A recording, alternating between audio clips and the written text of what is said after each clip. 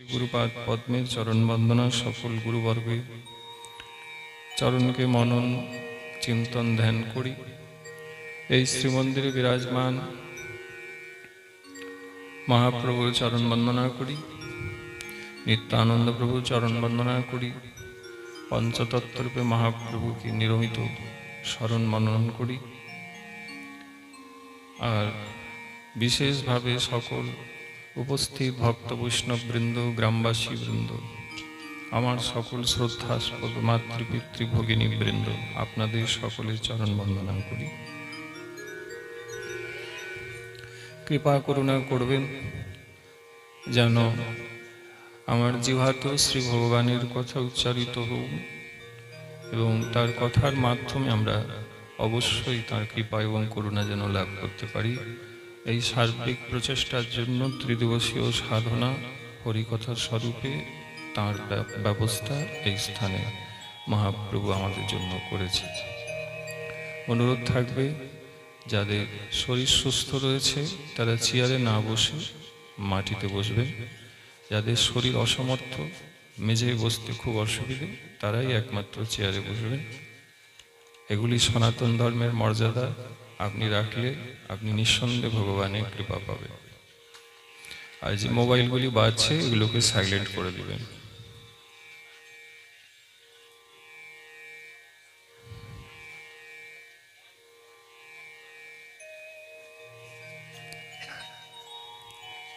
আমরা যেহেতু আমাদের ভগবানের কথায় মনোযোগ দিতে পারি না, এই জন্য অন্য ধর্মাবলম্বী যারা তা আমাদেরকে দিকে টিটকিরি করে, আমাদের দিকে নিন্দা করে। এর কারণ কিন্তু আমরাই। যেহেতু শিবের তিথি শ্রীমদ্ ভাগবতে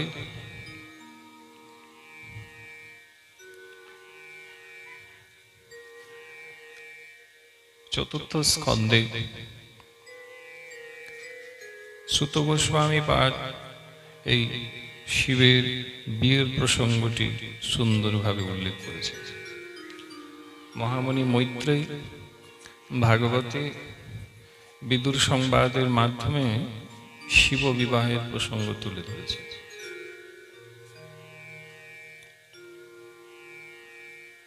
শিব চতুর্দশী আজকে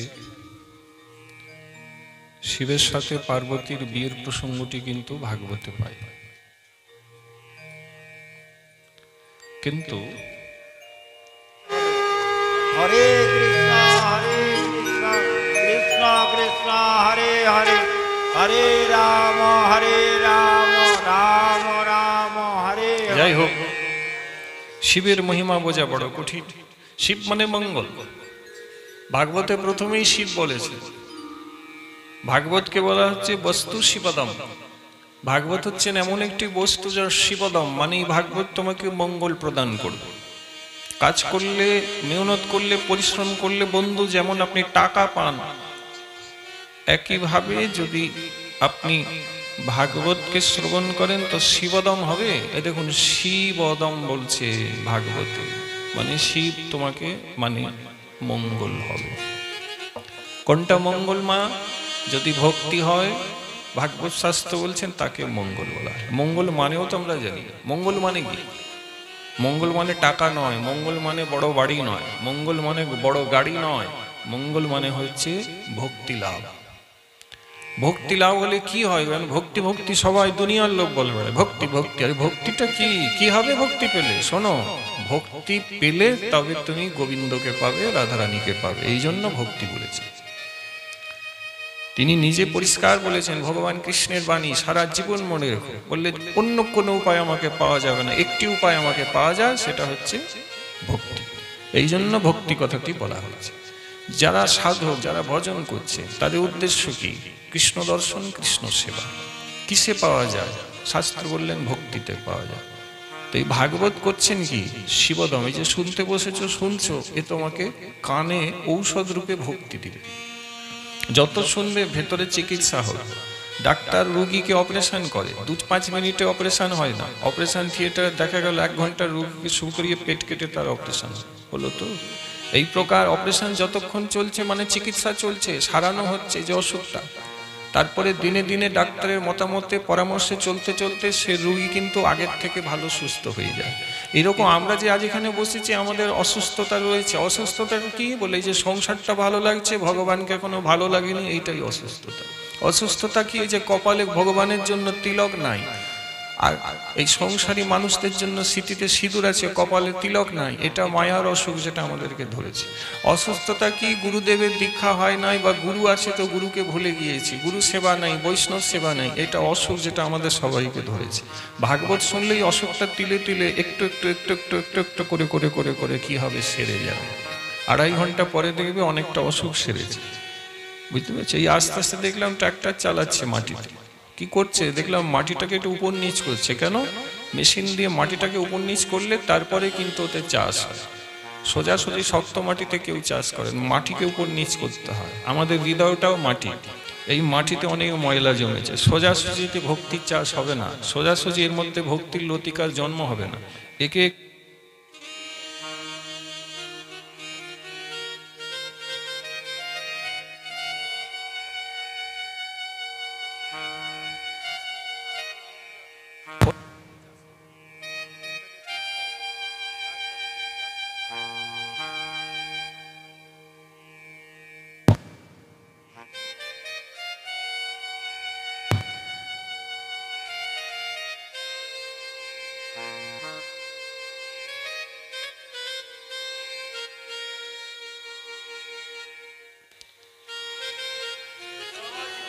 জয় নিতাই। ঠিক আছে ঠিক আছে, আচ্ছা ঠিক আছে, হতে পারে মা, প্রথম দিন তো একটু হবে, স্বাভাবিক মা, হতে পারে। যাই হোক, ফিরে যাই। কি আলোচনা হচ্ছিলেন? চাষ করতে গেলে মাটিকে যেমন একটু উপর নিচ করতে হয়, তারপরে চাষ হয়, সোজাসুজি চাষ হয় না। এই হৃদয়টাও কিন্তু অনুর্বর। কেন মা? এই হৃদয়ের ভিতরে যে গোবিন্দ আছে তিনি দীর্ঘকাল খেতে পান না। হায়, ভগবান খেতে পান না, একটু কৃপা করে বলুন ভগবান খায় কি? ভগবান খায় কি শুনে নাও, ভগবান হরি কথা হরি নাম খায়। আমরা শরীরকে খাবার দিচ্ছি, পেটে যাচ্ছে খাবার, মল হয়ে বেরিয়ে যাচ্ছে, গোবিন্দের ওটা খাবার নয়। গোবিন্দের খাবার দুটো, হরি কথা এবং হরিনাম। সাধুর সঙ্গে বসি নাই, হরিকে শুনি নাই, হরিনাম করি নাই, হরি অভুক্ত বসে আছে। তাই হৃদয়টা ময়লা হয়ে গিয়েছে। কুচিন্তা আসে, কুকথা মনে আসে, 5টা কথা বললে 6 নম্বর কথাতে গালাগালি দিয়ে কথা বলি। সমাজটা পুরো ধ্বংস হয়ে গেছে, নষ্ট হয়ে গেছে। মানুষের মধ্যে সভ্যতা নেই। বৈষ্ণব দেখলে মাথা নত করতে জানি না। বৈষ্ণব এলেও আমি দাঁড়িয়ে থাকি, প্রণাম করতে পারি না। বৈষ্ণবের প্রতি শ্রদ্ধা ভক্তি কিছু নেই। আমি জানি না আমার জীবনের উদ্দেশ্য কি। এসেছি, খাচ্ছি দাচ্ছি, ঘুমাচ্ছি, ফুর্তি করছি, মরে যাবো, বলো হরি হরি বল। এটা কিন্তু জীবন নয়, এটা মানুষের জীবন নয়। ভাগবত বলছে এটা কুকুর বিড়াল ছাগলের জীবন। কুকুর বিড়াল ছাগলও বিয়ে করে, তাদেরও ছেনাপোনা হয়, তারাও খাওয়া দাওয়া করে, ঘুমায়। আমরা যা করি আহার নিদ্রা ভয় মৈথুন, 4টা জিনিস কুকুর বিড়ালও করে। এটা মানুষের জীবন নয়। মানুষ মানে যার মন আছে, মানুষ মানে যার হুঁশ আছে, তাকে মানুষ বলা হয়। আমাদের মন নেই। মন কাকে বলে? কৃষ্ণচরণে যে মনটা আছে তাকে মন বলে। কৃষ্ণচরণে মন নেই, মহাপ্রভুর চরণে মন নেই। কিসের মন? মন নষ্ট হয়ে গেছে। কেন? সুদীর্ঘকাল ভগবানকে শুনি। এখানে সুদীর্ঘকাল মানে জানো, সুদীর্ঘকাল মানে বহু জন্ম শুনি নাই। সুদীর্ঘকাল মানে 10 বছর 20 বছর নয়। আগের জন্ম কৃষ্ণ কথা শুনিনি, তাই মরেছি, আবার জন্ম নিয়েছি। যদি তাকে শুনতাম তাহলে তাকে পেতাম, তার ধামে চলে যেতাম। যদি মরে আবার জন্ম নিয়ে মায়ার জগতে সংসারে পড়েছি, তার মানে আগের জীবনে ভজন করিনি। এটা পরিষ্কার পরিষ্কার। যে মন দিয়ে পড়বে সে ক্লাস 1 থেকে ক্লাস 2 এ উঠবে, স্বাভাবিক কথা। যে পড়ে নাই সে ফেল করবে। আমরা কৃষ্ণ ভজন করি নাই, তাই ফেল করেছি বলে আবার সংসারে এসেছি। সেটা তো ভাগ্য ভালো যে ভারতবর্ষে এসেছি, ভাগ্য ভালো যে এই গ্রামে তুমি আমি এসেছি। দেখো না মহাপ্রভুর কৃপা, তুমি আসার আগে গৌড় এসে গিয়েছে, ভিতর বাড়িতে দেখছি মহাপ্রভু রয়েছে। তুমি আসার আগে সাধু এসে গিয়েছেন, তুমি আসার আগে ভাগবতজি এসে গেছেন, আর তুমি এসে বসেছো, অমনি বসা মাত্র তুমি দেখছো ভগবানের কথা পরিবেশন হয়ে যাচ্ছে। মানে কি? তোমারই অপেক্ষায় ভগবান মহাপ্রভু ছিল। তুই আয়, তুই এটা বলিস না যে তোর জন্য কৃপা হয়নি। দেখ তোর গ্রামে তোর জন্য আমি সকল ব্যবস্থা করে দিয়েছি, আমার কথা পরিবেশন হচ্ছে। কান দিয়ে কেবল আমার কথা নয় রে বন্ধু, কান দিয়ে অমৃত প্রবেশ করছি। অমৃত ভিতরে গেলে অনন্তকাল যে তুই আমাকে ভুলেছিস, তুই আমার মনে পড়ে যাবে, আর আমাকে মনে পড়ে গেলে তখন তুই আমাকে একটু একটু করে ভালোবেসে ফেলবি, তোর গলায় তুলসীর মালা, কপালে তিলক এসে যাবে, তুই গুরু বৈষ্ণবকে সেবা করবি, প্রণাম করবি, তোর এটাই অন্তিম জন্ম হবে, যাওয়ার বেলায় দেখবি তোর জিহ্বায় আমি নামরূপে উচ্চারিত হয়ে তোকে আমার ধামে জায়গা করে দেব। ভাগবতকে শুনবেন বাবা, কর্ম করছেন করুন, একটু ধর্ম করতে হবে। সনাতনী দুটো পরম্পরা আছে, একটু কর্ম করতে হবে, একটু ধর্ম করতে হবে। এই যে এখন এখানে বসেছেন আপনি ধর্ম করছেন। ধর্ম মানে কি না, যাকে বুকে ধারণ করা যায়। কাজ করলে হাতে টাকা ধারণ করা যায়, কেউ বুকে কোনোদিন টাকা ধরে নাই। কর্ম যে করছে হাতে টাকা ধরে, হাতেই গুনে। কিন্তু ধর্মটা কি, কান দিয়ে এই হৃদয়ে ধারণ করা হয়। যা হৃদয়ে ধারণ করা হয় তা ধর্ম, যা হাতে ধারণ করা হয় সেটা টাকা।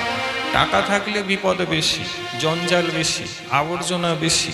ধর্মকে ধারণ করে দেখুন আনন্দ বেশি, সুখ শান্তি কোটি গুণ বেশি। এই দেখুন না, ভাগবত আরম্ভ হওয়ার আগে আপনার মন অস্থির ছিল, এখানে হরিকথা বলার আগে আপনার মন চঞ্চল ছিল, অস্থির লাগছিল, কিন্তু এখন দেখুন আপনার মন স্থির আছে, আপনি শান্তি পাচ্ছেন। হঠাৎ করে মনে হলো কেউ যেন কানে অমৃত দিচ্ছে, হঠাৎ করে মনে হলো আরে যে জিনিসটা আমি চাইছিলাম সেটাই তো পাচ্ছি, প্রাণে আনন্দ পাচ্ছি, এই আনন্দটাই তো খুঁজছিলাম, মনে হচ্ছে দেখো এই আনন্দের অনুসন্ধানেই ছিলাম, এইটাই তো চাই, এইটাই তো পাইনি, পাচ্ছেন। এইটাই হচ্ছে ভগবানের কৃপা। পরে তো তিনি আপনাকে নিবেন, এক্ষুনি আপনি একটু প্রমাণ করে দেখে নিন, এই যে মনে প্রাণে আনন্দ পাচ্ছেন, হৃদয়ে যে শান্তির অনুভূতি পাচ্ছেন বাবা, এইটাই ভগবানের কৃপা। কেন? প্রাণরূপে গোবিন্দ বসে আছে, কান দিয়ে অনেক কিছু শুনেছে, এখন প্রাণ কিছু শুনছে, হরিকথা প্রাণ শোনে। কেন? প্রাণ হচ্ছে গোবিন্দের অংশ। গীতায় বললেন মামেই বাংশ জীব লোকে জীবভূতে সনাতন। অর্জুন, দেহের ভিতরে যে প্রাণতত্ত্বটি আছে তুমি জানলে সেটা আমারই অংশ। তাহলে অংশী, তার অংশ আমাদের ভিতরে বসে আছে। এই জন্য সকলের ভিতরে কৃষ্ণ আছে। মহাপ্রভু বললেন জীবে সম্মান দিবে জানি কৃষ্ণ অধিষ্ঠান। কৃষ্ণ সকলের ভিতরে আছে। কৃষ্ণ নিজের কথা শুনতে চান, যদি শুনতে পান তাহলে করেন কি, প্রাণকে বৃন্দাবনে নিয়ে চলে যান। এক্ষণে তোমার আমার প্রাণ সব বৃন্দাবনে বাধা হয়ে গিয়েছে। বৃন্দাবনে যখন বাধা হয়েছে তাই কি হচ্ছে, প্রাণের আনন্দের প্রাপ্তি হচ্ছে। কৃষ্ণ কি বলে, কৃষ্ণ হচ্ছেন আনন্দ পদ্ম, ভাগবতে লেখা আছে। সম্পূর্ণ আনন্দ তত্ত্বটি হলেন কৃষ্ণ। কৃষ্ণকে শুনলে আনন্দকে পাওয়া যায়। আমরা আনন্দ পেতেই এসেছি। উপনিষদ শাস্ত্রে বলা আছে তুমি আনন্দ পেতে জগতে এসেছো। মহাপ্রভু বললেন কৃষ্ণদাস অভিমানে যে আনন্দ সিন্দুরে, কোটি ব্রহ্মানন্দ নহে তার এক বিন্দুরে। একবার ভগবানের দাসত্বের উপাধিতে যদি তুমি নিজেকে বিভূষিত করতে পারো, অলঙ্কারে সাজিয়ে তুলতে পারো, তাহলে যেই আনন্দটা তুমি পাবে তার সাথে ব্রহ্মার আনন্দের কোনো তুলনা হয় না। পারিনি।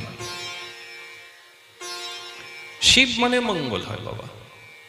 মঙ্গল কি বলা হলো, যে ভক্তি তাই মঙ্গল। ভক্তি কেন? কৃষ্ণ প্রাপ্তি করিয়ে দেয় ভক্তি, তাই ভক্তির প্রয়োজন। এই ভাগবত তোমাকে ভক্তি দিবেন, ময়লা পরিষ্কার হবে, ভেতরে ভক্তি প্রবেশ করে যাবে। বুঝলেন? কোন ভদ্রলোক আজকে বিদেশে থাকেন, অনেকদিন পর গ্রামের মানুষ ছিলেন, তিনি গ্রামে ফিরে এসেছেন। তার বন্ধু ছোটবেলায় তার মেয়ের বিয়ে, তাই অনেক ডেকেছে, প্রাণের বন্ধু বলে কথা, গ্রামে আসছে। গ্রামে তার সেই দিনের বাড়ি এখনো রয়েছে। বিয়েতে এসেছেন ভদ্রলোক, বিয়ে বাড়ির তাগিদে মনে করলেন যে বাড়িটায় আমি এই গ্রামে আগে থাকতাম 40 বছর আগে, একটু বাড়িটা উঁকি ঝুঁকি দিয়ে আসি। ভদ্রলোক বিদেশে থাকেন, বিপুল অর্থ, গ্রামে সেই বাড়িটা দেখলেন, চোখে জল ফেললেন। কেন? বলে এই বাড়িতে বড় হয়েছি, খেলাধুলা করেছি, স্কুলে গেছি। বাড়িটা দেখে ভাবলেন এখানে আমার বাবা ছিল, মা ছিল, আজ কেউ নেই, আমরা সব বাইরে থাকি। ভদ্রলোক মনে করলেন 40 বছর পরে এসছি। বাড়িটা একটু খুললেন, দেখলেন চারিদিকে ঝুল ময়লা পড়ে আছে। মনে করলেন যখন এসেছি গ্রামে, তাহলে বাড়িটা একটু ঝাঁটা এবং ঝাড়ু দিয়ে জল দিয়ে কি করব, পরিষ্কার করে দিয়ে যাই, মার্জন করে দিয়ে। তিনি তাই করে গেলেন, বাড়িটা পরিষ্কার হয়ে গেল। এবারে বিচার করুন মা, ভদ্রলোক কিন্তু বাড়ি ঘর পরিষ্কার করতে গ্রামে আসেনি। কেন এসছেন না, তার বন্ধুর মেয়ের বিয়ে, তাই এসেছে। কিন্তু বন্ধুর মেয়ের বিয়েতে এসে করলেন কি, নিজের বাড়িটাও পরিষ্কার। তাহলে গল্পটা কি হলো, ভাগবতেও তাই। ভাগবতে হয় কি, কোনো একজন বিশিষ্ট সাধুর আগমন হয়, সেই বিশিষ্ট সাধুকে দেখে গোবিন্দ এসে যান। গোবিন্দ এসে গিয়ে দেখেন যে আরো অনেকে বসে আছে, যাদের হয়তো পাত্র নেই, ক্ষেত্র নেই, আধার নেই, যোগ্যতা নেই, তাকে ভজনা করে না, তাকে মানে না, এমনি আসতে হয়ে এসেছে ইত্যাদি ইত্যাদি। কিন্তু গোবিন্দ দয়াময় ওই ভদ্রলোকের মতো। তিনি কি করলেন, যে সাধুর হৃদয়ে আসবেন, মনোমন্দিরে যে সাধুর বসবেন, তিনি দেখলেন আরো অনেকে এসেছে যারা আমাকে তো চায় না, তবে এসেছেন যখন আমি কি করব, আমি তো দয়াময়, আমি তো ভক্তবৎসল, আমি সকলের হৃদয়টা পরিষ্কার করে ঝাড়ু দিয়ে মাঝামাঝি করে চলে যাব। এইটাই লাভ। এই জন্য ভাগবতের সাথে বিশিষ্ট সাধুকে ডাকবে। কেন বললে, ওই সাধুকে অবলম্বন করে গোবিন্দ আসবে। তারপর কি করবে বলে, আজ যারা এসেছেন তাদের হৃদয়টাও কি করবে, পরিষ্কার করবে। এখানে 40 বছর পর যে ঝাঁটা দিচ্ছেন, এটা তোমার আমার দেহের আয়ু। কারুর আয়ু এখানে 16, 20, 22, 40, 42। ওইটা কি বলে, এই দেহটাই তো ঘর, দেহের ভিতরে ময়লা বসেছে, আমি ভিতর পরিষ্কার করার যোগ্যতা রাখি না। সাবান দিয়ে আমি কিন্তু বাইরটা পরিষ্কার করতে পারি মা, এমন কোনো কেমিক্যাল ওষুধ নাই, মন দিয়ে শোনো, যেটা দিয়ে ভিতর পরিষ্কার করবে। মনটা কিন্তু আপনার আমার সকলের ভিতরে আছে, আর মনটা ময়লা হয়ে আছে। আজ পর্যন্ত কোনো বিজ্ঞানী বলবেন নাইনি, আপনার মন আপনার হাতে দিলাম, দেখে নিন এটা আপনার মন, দেখা যায় না, তবে অনুভব করা যায়। কি করে বলে, আমার মন খারাপ জায়গায় রয়েছে, আমার মন ভালো জায়গায় রয়েছে। সাধুর মন বৃন্দাবনে, আমার মন কিন্তু নোংরা স্থানে রয়েছে। বুঝলেন? সাধু সঙ্গে হরিকথা করে কি, এই তো মনটাকে একটু একটু করে পরিষ্কার করছে। এটাই লাভ। যত মন দিয়ে শুনবে, মন তত পরিষ্কার হবে। তো গোবিন্দের ভাগবত শ্রবণে এই লাগে। যেখানে 3 দিনের ব্যবস্থা হয়েছে, ভাগবত কথা শুনছে, তো হবে কি বলে, মনটা পরিষ্কার হবে। যত শ্রদ্ধা রেখেছো তত বেশি পরিষ্কার হবে। যার যতখানি শ্রদ্ধা নিয়ে বসা হয়েছে, তার মন ততই পরিষ্কার হবে। তাই সাধুকে শ্রদ্ধা করো, মন থেকে শ্রদ্ধা করো, তিনি মনকে পরিষ্কার করুন। মানে সাধুর হৃদয়ে গোবিন্দ রয়েছেন। সাধু যদি দেখেন তুমি তাকে শ্রদ্ধা করছো, তখন তিনি তার গোবিন্দকে বলে দিবে, যা ওর ভেতরটাও প্রভু একটু পরিষ্কার করে দাও, ও আমাকে শ্রদ্ধা করে দিয়ে যাবে, করে দিয়ে যাবে। বিচার করে দেখো, নামাচার্য হরিদাস ঠাকুর হরিনাম করছেন, রামচন্দ্র খাঁ তাকে নষ্ট করতে পাঠিয়েছিলেন, নাম ছিল লক্ষহীরা। কীর্তন বহু শুনেছে, লক্ষহীরা। লক্ষহীরা এসেছে হরিদাস ঠাকুরকে নষ্ট করবে। বৃন্দাজি সামনে এসে বসেছে এমন করে যাতে শরীরের দিকে তার লক্ষ্য পড়ে। কার? হরিদাস ঠাকুর। হরিদাস ঠাকুর কি করলেন বলে, এই মাকে কৃপা করতে হবে। বললেন, তুমি যে উদ্দেশ্যে এসেছো নিশ্চয়ই পূর্ণ করব, কিন্তু একটু বসো, আমার হরিনামটা ফুরিয়ে যাবে। আর হরিদাস ঠাকুর কি করলেন, হাতে মালা নিয়ে জোরে জোরে হরিনাম করছে। কেন জোরে করছে বললো, ওই মাকে হরিনামটা শোনাবে। শোনালেন। এক রাত্রিতে কিছুটা পরিবর্তন হলো, দ্বিতীয় রাত্রিতে ওই মায়ের মনের যে ময়লাটা ছিল সেটা আরো কিছুটা গেল, তৃতীয় রাত্রিতে পুরো মনটাই একবারে পরিষ্কার হয়ে গেল। তারপরে নিজের ভুল স্বীকার করলেন, চোখের জলে বুক ভাসালেন, চরণ হরিদাস ঠাকুরের ধরে বললেন, আপনাকে নষ্ট করতে এসেছিলাম, আমি অন্যায় করেছি, আমি ভুল করেছি, আপনি আমাকে ক্ষমা করুন। হরিদাস ঠাকুর সেদিনই বললেন, মা, প্রথম দিনে যখন তুমি এসেছিলে তোমার মনের অভিপ্রায় আমি জানতে পেরে গেছিলাম, কিন্তু মহাপ্রভুর যুগে তুমি এসেছো, এখানে অসৎ উপায় নিয়ে অসৎ অবলম্বন করেও যদি কেউ আসে তো তাকেও কৃপা করতে হয়, তাকে ফেলে দেওয়া যায় না। কেন বলে, নিতাই চাঁদকে মাধাই কলসি মারল, রক্ত ঝরে পড়লো, নিতাই বলল, মেরেছ কলসির কানা, তা বলে কি প্রেম দেব না? নিতাই মারকে প্রেম দিয়েছে, তুমি তো আমাকে নষ্ট করতে এসছো মা, তাহলে তোমাকেও কৃপা আমি নিশ্চয়ই করবো। প্রথম দিনই জানতাম তোমার আসার উদ্দেশ্য, কিন্তু আমি তোমার জন্যই থেকে গেলাম। 3 রাত্রে তোমাকে হরিনাম শুনিয়েছি, নামের কৃপায় আজকে তুমি শুদ্ধ হয়ে গেলে। বাবা, এই প্রকারই হয়। আপনি যদি বলেন 3 দিন শুনলে, আপনিও 3 দিন মন দিয়ে শুনুন, পাঠ শ্রবণের আগে এসে উপস্থিত হন, এখানে আসনে বসে পড়ুন, দিয়ে হরিনাম করুন। সেটা তো আমরা করি না, মনে কিছু করবেন না। আমরা কখন এখানে বসি না, বক্তা যদি আসনে বসেন, মঙ্গলাচরণ করেন, বক্তা হরিকথা বলতে শুরু করবেন, তারপরে আমি বসবো। কারণ আমার মনে ভাবনা উনি তো এখনো বসেননি, তাহলে আমি দুলতে থাকি। আমি আসবো পরে, মাইকে আওয়াজটা শুনি, বলতে শুরু করেছেন, যাব। এইটা ভুল বাবা। ভাগবত শুনতে পরীক্ষিত যে কিন্তু সুখদেব গোস্বামীর আগে এসে বসেছিল। ডাক্তারের চেম্বারে রুগী আগে এসে বসে, পরে ডাক্তারবাবু আসে, আমরা এটুকুই জানি। রুগী আসে আগে আসবে বাবা, ডাক্তার পরে আসবে, এটা নিয়ম, সংসারের নিয়ম। কিন্তু আমাদের ভবরোগ সারাবার নিয়মটা আমরা আজও ধরতে পারলাম, আমরা উল্টো পথে চলেছি। মানে আগে ভাগবতের বক্তায় এসে বসুন, বলা বলি শুরু করুন, তারপরে আমি আসছি। এখনো হয়তো অনেকে আসছে কেন? এই জন্য এরকমটা হয় যে আমার অসুখটা কি সেটা আমি জানি না, অথবা আমার কি অসুখ রয়েছে সেটা সারাবার প্রয়োজন এখন আমি মনে করি না। আমি সংসারের দিব্যি মায়ার রাজ্যে মায়ার দাস হয়ে মায়ার রাজ্য তো খাচ্ছি, আমি তাতেই ভালো আছি। আমার চিরসুখী হওয়ার কোনো প্রয়োজন নেই, আমার পরমানন্দ পাইবার কোনো দরকার নাই, আমার কৃষ্ণ প্রাপ্তির উপায় কোনো দরকার নাই। হ্যাঁ, ভাগবত শাস্ত্রে কোটি কোটি সাধুর বিষয় বলা আছে যারা ভগবানকে ভজন করে গোবিন্দচরণ লাভ করেছে। লক্ষ্মীরা 3 দিনে সাধু সঙ্গ করে মহাত্মা পেয়ে ভগবানের ভক্ত হয়েছেন, যার মহিমা ব্যাসপীঠ থেকে একটু আগে আমরা সবাই শুনলাম। লক্ষ্মীরা করতে পারে, কিন্তু আমি তো সাধুচরণে 3 দিন বসবো না।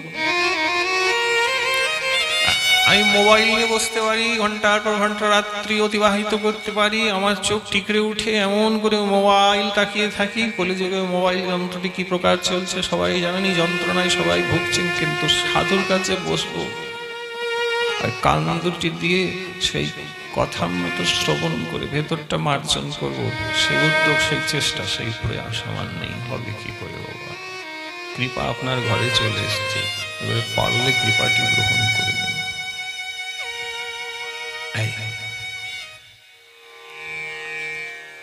বাবা এই জন্য সাধুর কাছে বসবে, সাধুর কাছে এসে বসলে সাধু তোমাকে অবশ্যই মঙ্গল করবেন, তোমার কৃপা করবেনই করবেন। এর উপরে তার কৃপা কিছু হয় না মা। তোমাদের মতন সাধুরা এসছেন, মহাপ্রভু এসে উপস্থিত হয়েছেন, হরিনাম হরিকথা হচ্ছে, এরপরে তো কলিযুগে আর অন্য কোনো কৃপা বলতে কিছু আমাদের জানা নেই। এইটাই কৃপা, এরই নাম কৃপা। এবার যে যতটুকু গ্রহণ করতে পারবে। এইবারে দেখো একটু বিষয়ের দিকে ছুঁয়ে যায়।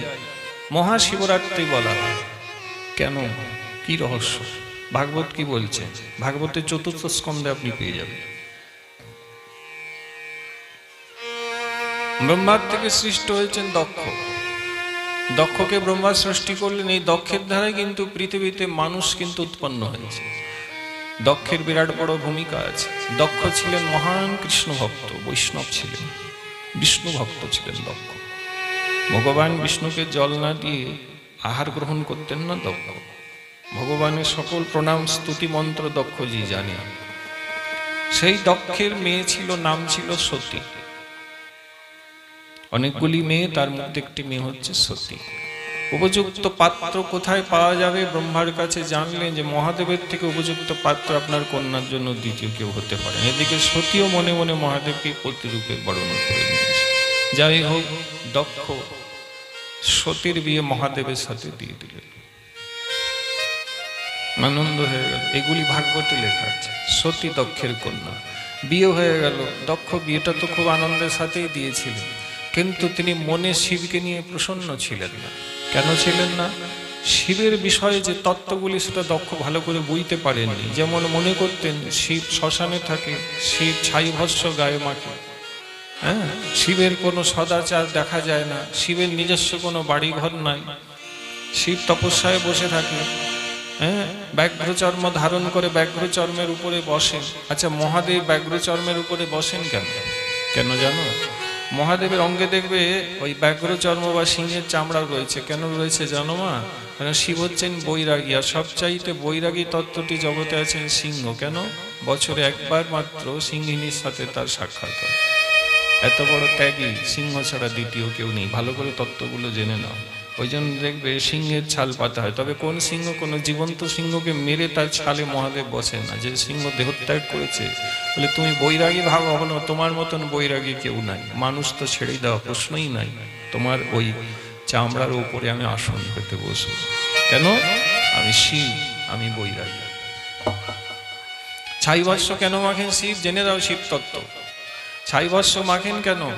ছাই ভস্য এই জন্য মাখেন, বললেন যে মরে গিয়েছে তাকে দেখে 4 জন কাঁধে নিয়ে গিয়েছে, সামনে 2 জন খই চড়াতে চড়াতে ওর জন্যই বলে গেছে বলো হরি হরি বল, বলো হরি হরি বল, বলো হরি হরি বল। যে মরে যায়, শ্মশানে পড়ে যায়, যার জন্য সে কৈলাস থেকে নারী মরেছে, এর জন্য জগৎবাসী হরিনাম বলল। তাহলে তো বৈষ্ণব ছিল, ভক্ত ছিল, তাহলে ছাই অঙ্গে মাখলে আমারও ভাগ্যে কৃষ্ণ ভক্তি লাভ হবে। শিব সাংঘাতিক তত্ত্ব মা, এই জন্য ছাই বর্ষ মাখে। যেখানে বৈষ্ণবতা দেখবেন সেখানে মাখবেন। আমরা একমুখে হরিনাম নিতে পারি না। শিবের কিন্তু 5টি মাথা আছে। 5টি মাথা আছে, চিন্তা করো। তাহলে 5টি মাথা হলে মুখ কটি হয়ে গেল? 5টি। পঞ্চমুখে ত্রিপুরারি হরিনাম করে, অনবরত করেন, অবিরত করেন, লক্ষ লক্ষ বৎসর করেন, শিব হরিনাম করছে। ছাই বর্ষ মাখেন, নির্জনে থাকেন, ভজন করেন। দক্ষ এত তত্ত্ব না বুঝে মেয়ের বিয়ে তো দিয়েছেন, কিন্তু মনে মনে খুব দুঃখ কষ্ট দক্ষের, একটা রাগ কাজ করছে। দূর, জামাইটা মোটেই ভালো হয়। শিবের মহিমা তিনি বুঝতে পারছেন। এদিকে সতী পতিব্রতা স্বামীর সাথে ভালোই আছে। একদিন দক্ষ ব্রহ্মার একটি বিশেষ অনুষ্ঠান সত্যলোকে, সেখান থেকে তার জন্ম, সে অনুষ্ঠানে গিয়েছেন। বিশেষ তিনি সকলেই দেবতারা রয়েছেন। দক্ষের আগমন দেখে দেবতারা সব উঠে দাঁড়ালেন, দক্ষ এসেছে। সবাই প্রণাম করলেন। ব্রহ্মা, বিষ্ণু, মহেশ্বর, তিন ভগবদীয় তত্ত্ব ওখানে আসনে বসে আছেন। দক্ষ আসতে তারা তো বসে থাকলেন, ঈশ্বর তত্ত্ব তারা বসবেন, ঠিকই আছে। কিন্তু দক্ষের মন খারাপ এখানে হয়ে গেল যে ব্রহ্মদেব আমার পিতা হয়ে বসে আছে, ভালো পুত্র এলে পিতা বসেই থাকবে, উঠবে কেন? বিষ্ণু আমার উপাস্য তত্ত্ব, আমার ভগবান, তিনি বসে থাকবেন, ঠিকই আছে, আমি তার একজন ভৃত্য সেবক ভক্ত বলে কথা, প্রভু বসেই থাকবেন। কিন্তু আমার জামাই আমি আসতে বসে আছে, তিনি উঠে দাঁড়ালেন না। শিব কিন্তু বসে থাকলেন, উঠেন নাই। এই থেকে দক্ষের রাগ। অনেক কুকথা সেদিনে দক্ষ শিবকে বলেছিলেন, জামাইকে ভৎসনা করেছিলেন, খুব নিন্দা করেছিলেন, ভাগবতী লেখা আছে। শিব কিন্তু সব নিন্দা হাসি মুখে শুনেছিলেন, ওখান থেকে উঠে চলে গিয়েছিলেন। একটি কথাও দক্ষকে বিনিময় কিন্তু তিনি বলেন। এখানে শিব শিক্ষা দিচ্ছেন শিবরাত্রির দিনে, যদি 10টা কথা কেউ বলে সেটা সহ্য করে নিও, বিনিময়ে তাকে কিছু বলতে যেও না। বলা বলি যদি করতে যাও তাহলে মানুষ হবে, ভক্ত হতে তুমি পারবে না। ভক্তের গুণ কি? মহাপ্রভু বললেন, ভক্তের গুণ হবে সহিষ্ণুতা। সকল সহনে বল দিয়া করো, নিজ মানে স্পৃহাহীন। মহাপ্রভু বলছেন তররিব সহিষ্ণু না, গাছের থেকেও সহ্য শক্তি একজন বৈষ্ণবের বেশি হবে। গাছকে কেটে দিন, গাছ কিছু বলে না। গাছের সব কেড়ে নিন, নিয়ে নিন, কিছু বলে না। যেটা দরকার গাছের কাছ থেকে নিন। অত বড় গাছ বাবা, ওর একটা ডাল ভেঙে আপনার মাথায় পড়লে নিতাই গৌর হরি বলতে আপনার 1 মিনিট লাগবে। সেটা ডাল করতেই পারে, গাছও করতে পারে, কিন্তু করে না, সব সহ্য করে। যে ছায়া চায় তাকে ছায়া দেয়, যে ফল চায় তাকে ফল দেয়, যে ডালপালাটা কেটে নিয়ে যায় তাকেও কিছু বলে না। মহাপ্রভু বললেন, এই প্রকার সহ্য সহিষ্ণুতা যার গুণ আছে, তার বদনে হরিনামে শীঘ্রই তার কৃষ্ণ প্রেম লাভ হয়। শিক্ষাষ্টকে বললেন, তৃণাদপি শুনিছেন তররিব সহিষ্ণু না, অমানিনং মানদেন কীর্তনীয় সদা হরি। হরিনাম কীর্তনটা শেষে মহাপ্রভু বলেছেন, আগে 3টি গুণে ভূষিত হতে বলেছে, যে 3টি গুণ না হলে হরিনাম করেও কোনো লাভ নেই। তৃণাদপি শুনিছেন, তৃণের থেকেও নিজেকে নীচ বলে মনে করে। তররিব সহিষ্ণু না, গাছের থেকে অধিক সহিষ্ণু হবে। অমানিনং মানদে না, যার কোনো মান সম্মান নেই তাকে হাত জোড়ো করে সম্মান দিবে। এবং তারপরে চতুর্থে বললেন হরিনাম করবে। এই প্রকার হরিনাম করলে হরিনামে প্রেম ভক্তি লাভ হয়। আমাদের মুশকিল, আমরা মহাপ্রভু বললেই এইটুকুনি বুঝি মহাপ্রভু হরিনাম করতে বলেছেন, মহাপ্রভু হরিনাম দিয়েছেন, ভালো ঠিকই বলছেন আপনি, কিন্তু আগে যে 3টে কোয়ালিফিকেশন বলেছেন সেইটা ভুলে গেলে চলবে না। ওই যে বললাম এখন, ওই 3টি গুণ হবে, 4 নম্বরে হরিনাম করলে ফল পাবে। এই জন্য আমাদের যেহেতু ওই গুণগুলো বাবু নিতে পারি নাই, সোজা ডাইরেক্ট হরিনাম করছে, এই জন্য হরিনামে আজও কৃপা হয়নি। হবে কি করে? মহাদেব কিচ্ছু বললেন না। মহাদেব তো পরম বৈষ্ণব, এই তত্ত্বগুলি জানেন। বলছে, আমার শ্বশুর মশাই আমাকে গালাগালি দিচ্ছে, দিক, আমি কিচ্ছু বলবো না। উঠে চলে গেলেন। ওইখানে অনেক অভিসম্পাদ, অনেক কিছু হয়ে গেল। নন্দীবৃঙ্গে অভিসম্পাদ ব্রাহ্মণদের দিলেন, অনেক অনেক ঘটনা ঘটে গেল। ভগবান বিষ্ণু অসন্তুষ্ট হয়ে গেলেন। কেন মা? যে উপাস্য তত্ত্ব দক্ষের ওখানে বসেছিলেন ভগবান শ্রী হরি, তিনি অসন্তুষ্ট হলেন। কেন? কারণ উনি বলে রেখেছেন, যদি কেউ বৈষ্ণব নিন্দা করে তার মুখ দর্শন আমি করি না। এই জন্য হরি অসন্তুষ্ট হলেন। সেদিন এই বিধির লেখায় লেখা হয়ে গেছিল যে দক্ষ নষ্ট হয়ে যাবে, দক্ষ নষ্ট হয়ে যাবে। কিন্তু নষ্ট তো সে পরে হবে, বা তার মাঝখানে আরো কিছু ঘটনা আছে। এইখানে বা যেগুলি বললাম এটি ভাগবত, এবার আমাকে যেতে হবে শিব মহাপুরাণে, যেখানে এই ঘটনার থেকে আরো কিছু ঘটনা খুঁজে পাওয়া যাবে। সতী বিয়ে করেছেন শিবকে, বিয়ে করে সংসার করেছেন, কৈলাসে থাকে, অর্ধাঙ্গিনী বলে কথা, আনন্দেই রয়েছেন। সতী কিন্তু রয়েছেন শিবের সাথে। বা শিব তো পঞ্চমুখে হরিনাম করেন, শিব শরীর নিয়ে কিন্তু হরিকথা শুনতে যেতে ভালোবাসে। যেখানে হরিকথা হয় কখনো নিজে বলেন, অবিশ্রান্ত হরিকথা বলেন, কৃষ্ণ কথা বলেন। যখন নিজে বলেন না তো কোনো সাধুর কাছে গিয়ে হরিকথা শুনতে যান। শিব হরিকথা যখনই শুনতে যান, কার কাছে যান? যেমন অগস্ত্য ঋষির কাছে হরিকথা শুনতে যান। বশিষ্ঠজি হরিকথা বলেন, রামকথা বলেন, শিব বশিষ্ঠজির কাছে যান, বশিষ্ঠ ঋষি। আমাদের কি সৌভাগ্য, সনাতন ধর্মের নামটা লিখিয়েছে কিন্তু আমাদের জ্ঞানবোধ এখনো হয় না। মহাপ্রভুকে চৈতন্য কেন বলা হয়? কারণ আমরা সকলে অচৈতন্য। অচৈতন্য মানে যার জ্ঞান নেই তাকে অচৈতন্য বলা হয়। গৌর করছেন কি? আমাদেরকে চৈতন্য দিচ্ছেন। চৈতন্যটা কি? জ্ঞান। কিসের জ্ঞান? জ্ঞানটা হলো এই যে তুমি কে এবং তোমার কে। আমি বলতে আমি চ্যাটার্জি, ব্যানার্জি, মাইতি, খাসকিল এইটাই বুঝি, এটা আমি নয়। আমি হলাম কৃষ্ণদাস, তুমি হলে কৃষ্ণদাস, এটা তোমার আমার পরিচয়। ভুলে গেছি, মনে নাই। আমার কে? আমি যদি কৃষ্ণদাস তাহলে আমার অন্য কেউ নয়, আমি যার দাস তিনি আমার, কৃষ্ণই হচ্ছেন আমার। এই কৃষ্ণ আমার এবং আমি কৃষ্ণের দাস, এই জ্ঞান আমাদের অনেকের নেই। যিনি দিতে এসেছেন তেনাকেই চৈতন্য বলা।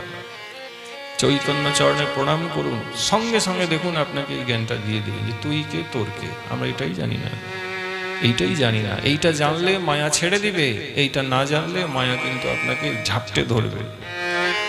জীব দুঃখী কেন? সে ভুলে গিয়েছে সে কে এবং কে তার, তাই সে দুঃখী। জীব কবে সুখী হবে? যেদিনে জানবে আমি কে, আমার কে, সুখী হবে। আমি কৃষ্ণদাস, এই জ্ঞান হইলে আর তো দুঃখ নাই। ভক্তিনাথ ঠাকুর বলছেন ভুলে গিয়েছি। সাধুর দরকার এই জন্য হয়, তিনি জানিয়ে দিতে এসেছেন যে তুমি কে, তোমার কে, এটা ভালো করে জেনে নাও, ভক্তি করে নাও। সতী রয়েছেন মহাদেবের সাথে। মাগো, মহাদেব হরিনাম করেন, বশিষ্ঠজির কাছে হরিকথা শুনতে যান। মাঝে মাঝেই বলেন নিজের স্ত্রীকে, সতী হরিকথা কৃষ্ণ কথা শুনতে যাব, চলো নন্দী ভৃঙ্গিকে নিয়ে বৃষের উপরে আরোহণ করে চাই, চলো, যাবে? সতী কিন্তু বাবা হরিকথা শুনতে ভালো বাসেন। লেখা আছে, কোথায় পাবেন? শিব মহাপুরাণ। সতী হরিকথা শুনতে ভালোবাসেন? বলে না না, ওসব আমার শুনে লাভ নেই, আপনার ইচ্ছে হচ্ছে আপনি যান, আমি থাকলাম, আমি যাব। এখন এখানে প্রশ্ন আপনি করবেন, সতী মহাদেবের স্ত্রী, তিনি হরিকথা ভালোবাসেন না? হায় হায় হায়, তিনি তো জগদম্বা, তিনি যে আদি শক্তি, তিনি হরিকথা শুনতে ভালোবাসেন না? বলে হ্যাঁ, লেখা আছে। তাহলে সূত্র কি হবে? তিনি হরিকথা ভালোবাসেন না, এটা শুনতে তো কেমন একটা লাগছে বাবা, তাই না? যাকে আমরা ভজন করি, ভজনা করি, মা এখানে এই তত্ত্বটা, এই জন্য গোস্বামী শাস্ত্র শুনতে হবে, এই জন্য সাধুমুখে হরিকথা শুনতে হবে। এখানে কীর্তনীয় এইটা বলি এগিয়ে যাবে, তুমি প্রশ্ন করলে উত্তর দিতে পারবে না যে কেন তিনি ভালোবাসেন না, বা এখানে শিক্ষাটা কি পেব। শিক্ষাটা হচ্ছে এই যে মা সতী হরিকথা অবশ্যই শুনতে ভালোবাসেন, তিনি আমাদেরকে শিক্ষা দিচ্ছেন যে ঘর সংসার যদি করতে হয় তাহলে এমন সংসার করবে যেখানে গৃহিণী এবং গৃহকর্তা দুজনেই যেন হরিকে ভালোবাসে। একজন ভালোবাসছেন, একজন বাসছেন না, তাহলে সংসারে ঝামেলা লাগবে। দেখে নিন, প্রতিটা বাড়িতে আমরা যাই, মা শিষ্য আছে আমার, তাদের সম্বন্ধে জানি, বেশ কিছু আছেন বাড়িতে ভক্তি করতে চায়, তা পরিবারের লোক কিন্তু বাধা দেয়। এবার বিচিত্র ব্যাপার, ভক্তিতে বাধা। কি বলবেন? মায়া বলতে পারে, মায়ারই ব্যাপার কি বলবো। ভালো মন্দের জ্ঞান মানুষ হারিয়ে ফেলেছে। কেউ যদি প্রসাদ ভোজন করছেন তাহলে এটা দোষের বিষয় বুঝতে হবে। মাংসবাদী ভোজন করছে, মাংসাশী হয়ে রয়েছে, পশুকে হত্যা করে কড়াই রান্না করে খাচ্ছে, তার বাড়ির লোক বলবে এটা ভালো গুণ, এটাই করতে হবে। এই প্রকার যদি ভালো মন্দের বিচার করে আপনি বসে রয়েছেন মশাই, তাহলে আপনাকে তোমার বলার কিছুই নেই। কারণ বিচারটা তো শাস্ত্র দিয়ে করবেন। প্রাণীকে হত্যা করে মেরে খাওয়ার বিধান ভাগবত শাস্ত্র কোনো শাস্ত্রে সনাতন ধর্মের লেখা নেই, সেটা করা যায় না। আপনার আমার বিচার চলবে না, শাস্ত্রের বিচারে হবে। আপনি আসামি না আপনি নির্দোষ, এটা বিচার কিন্তু আইন অনুযায়ী হবে, হ্যাঁ কি না বাবা? আইন যদি বলে আপনি দোষী তাহলে আপনি দোষী, আইন যদি বলে আপনি নির্দোষ তাহলে নির্দোষ। এই প্রকার কোন পথে চলবে, কোনটা সদাচার, কোনটা অনাচার, অথবা কোনটা ব্যভিচার, এগুলো ভাগবত শাস্ত্র এবং শাস্ত্রে যা বলা আছে তার ভিত্তিতে হবে, তার পদ্ধতিতে হবে। এখানে তোমার আমার বলার কোনো অধিকার নেই। প্রসাদ ভোজনটা সর্বশাস্ত্র বলছেন শ্রেষ্ঠ, এটা করণীয়। এইটাও এখন দোষের। যদি বাড়িতে প্রতিকূল কেউ থাকে তাহলে এটা দোষ বার করবে, দোষ বার করবে। স্ত্রীদের ক্ষেত্রেও আছে, স্বামী হয়তো ভক্ত হয়ে গেল, স্ত্রী এখানে শুনছেন স্ত্রী প্রতিকূল আছে। স্বামী আগে ক্লাব ঘরে তাস খেলতো, আঙ্গুলে করে তাস গুনতো, এখন সেই স্বামী সাধুর কৃপা পেয়েছে, হাতে মালা ধরেছে, হরিনাম গুনছে, স্ত্রী কিন্তু এখনো প্রতিকূল। বলে এসব কি শুরু করলে, সব বন্ধ করতে হবে, সব করা যাবে না। এখানে স্ত্রী বিপরীত আছে। দেখুন, এখানে স্ত্রীকেও বুঝতে হবে, এটাই তো করতে হয় বাবা। হাতে তো মালা গুনতে হয়, হাতে কি তাস গুনতে হয়? তো যে ক্লাব ঘরে বসে থাকতো সে এখন মালা গুনছে, এটা দোষের নয়। বিচারটা বলছি নিরপেক্ষভাবে করবেন। আমার একটা কিছু ভালো লাগছে আমি বলে দিলাম বললে হবে না, সেটা শাস্ত্রে আছে কিনা দেখতে হবে। যেটা অন্যায় সেটা অন্যায়, যদি অশাস্ত্রীয় হয়, আর যদি শাস্ত্রীয় হয় সেটা আপনি কোটি বললেও অন্যায় নয়। প্রহ্লাদজির ভজনের আদর্শ ছিল, তার বাবা বলছে তোকে হরিভজন ছাড়তে হবে, ন্যায় অন্যায়ের বিচার হরি নিজেই নৃসিংহ রূপে এসে করে দিলেন। কি করলেন? দিনে মরবো না, রাতে মরবো না বলে যেরকম অমর হয়েছিলেন কে? প্রহ্লাদের বাবার নাম দৈত্যরাজ হিরণ্যকশিপু। নৃসিংহরূপে ভগবান স্তম্ভের থেকে বেরিয়ে করলেন কি? ওই হিরণ্যকশিপুকে বধ করে নখ দিয়ে চিরে দিলেন, মেরে দিলেন, এবং জগৎবাসীকে জানিয়ে দিলেন হরিভজনে বাধা দিয়েছ, তোমাকে আমি রাখবো না, মেরে দেবো। মেরে দিয়েছে, রাখেন নাই তো বাবা। এগুলো বেশি কায়দা করতে যাবেন না।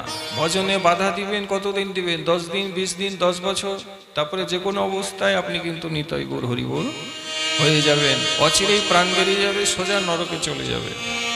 এগুলো করতে নেই বাবা। হ্যাঁ, সবার সাথে কায়দা করে নাও, হরির সাথে কায়দা করবেন। আমার গুরুদেব বলতেন, গাছের পাতাটা যে দুলছে জানবি হরির ইচ্ছা হলে দুলবে। একটা গাছের পাতা হরির ইচ্ছা ছাড়া দুলতে পারে না। সেখানে তুমি যদি হরিভক্তের সঙ্গে কায়দা করতে গেছো, অচিরেই মারা যাবে। আর মরে যাবে তো সে তো সবাই মরবে, মরবে নরকে যাবে বা উদ্ধার হতে পারবে না।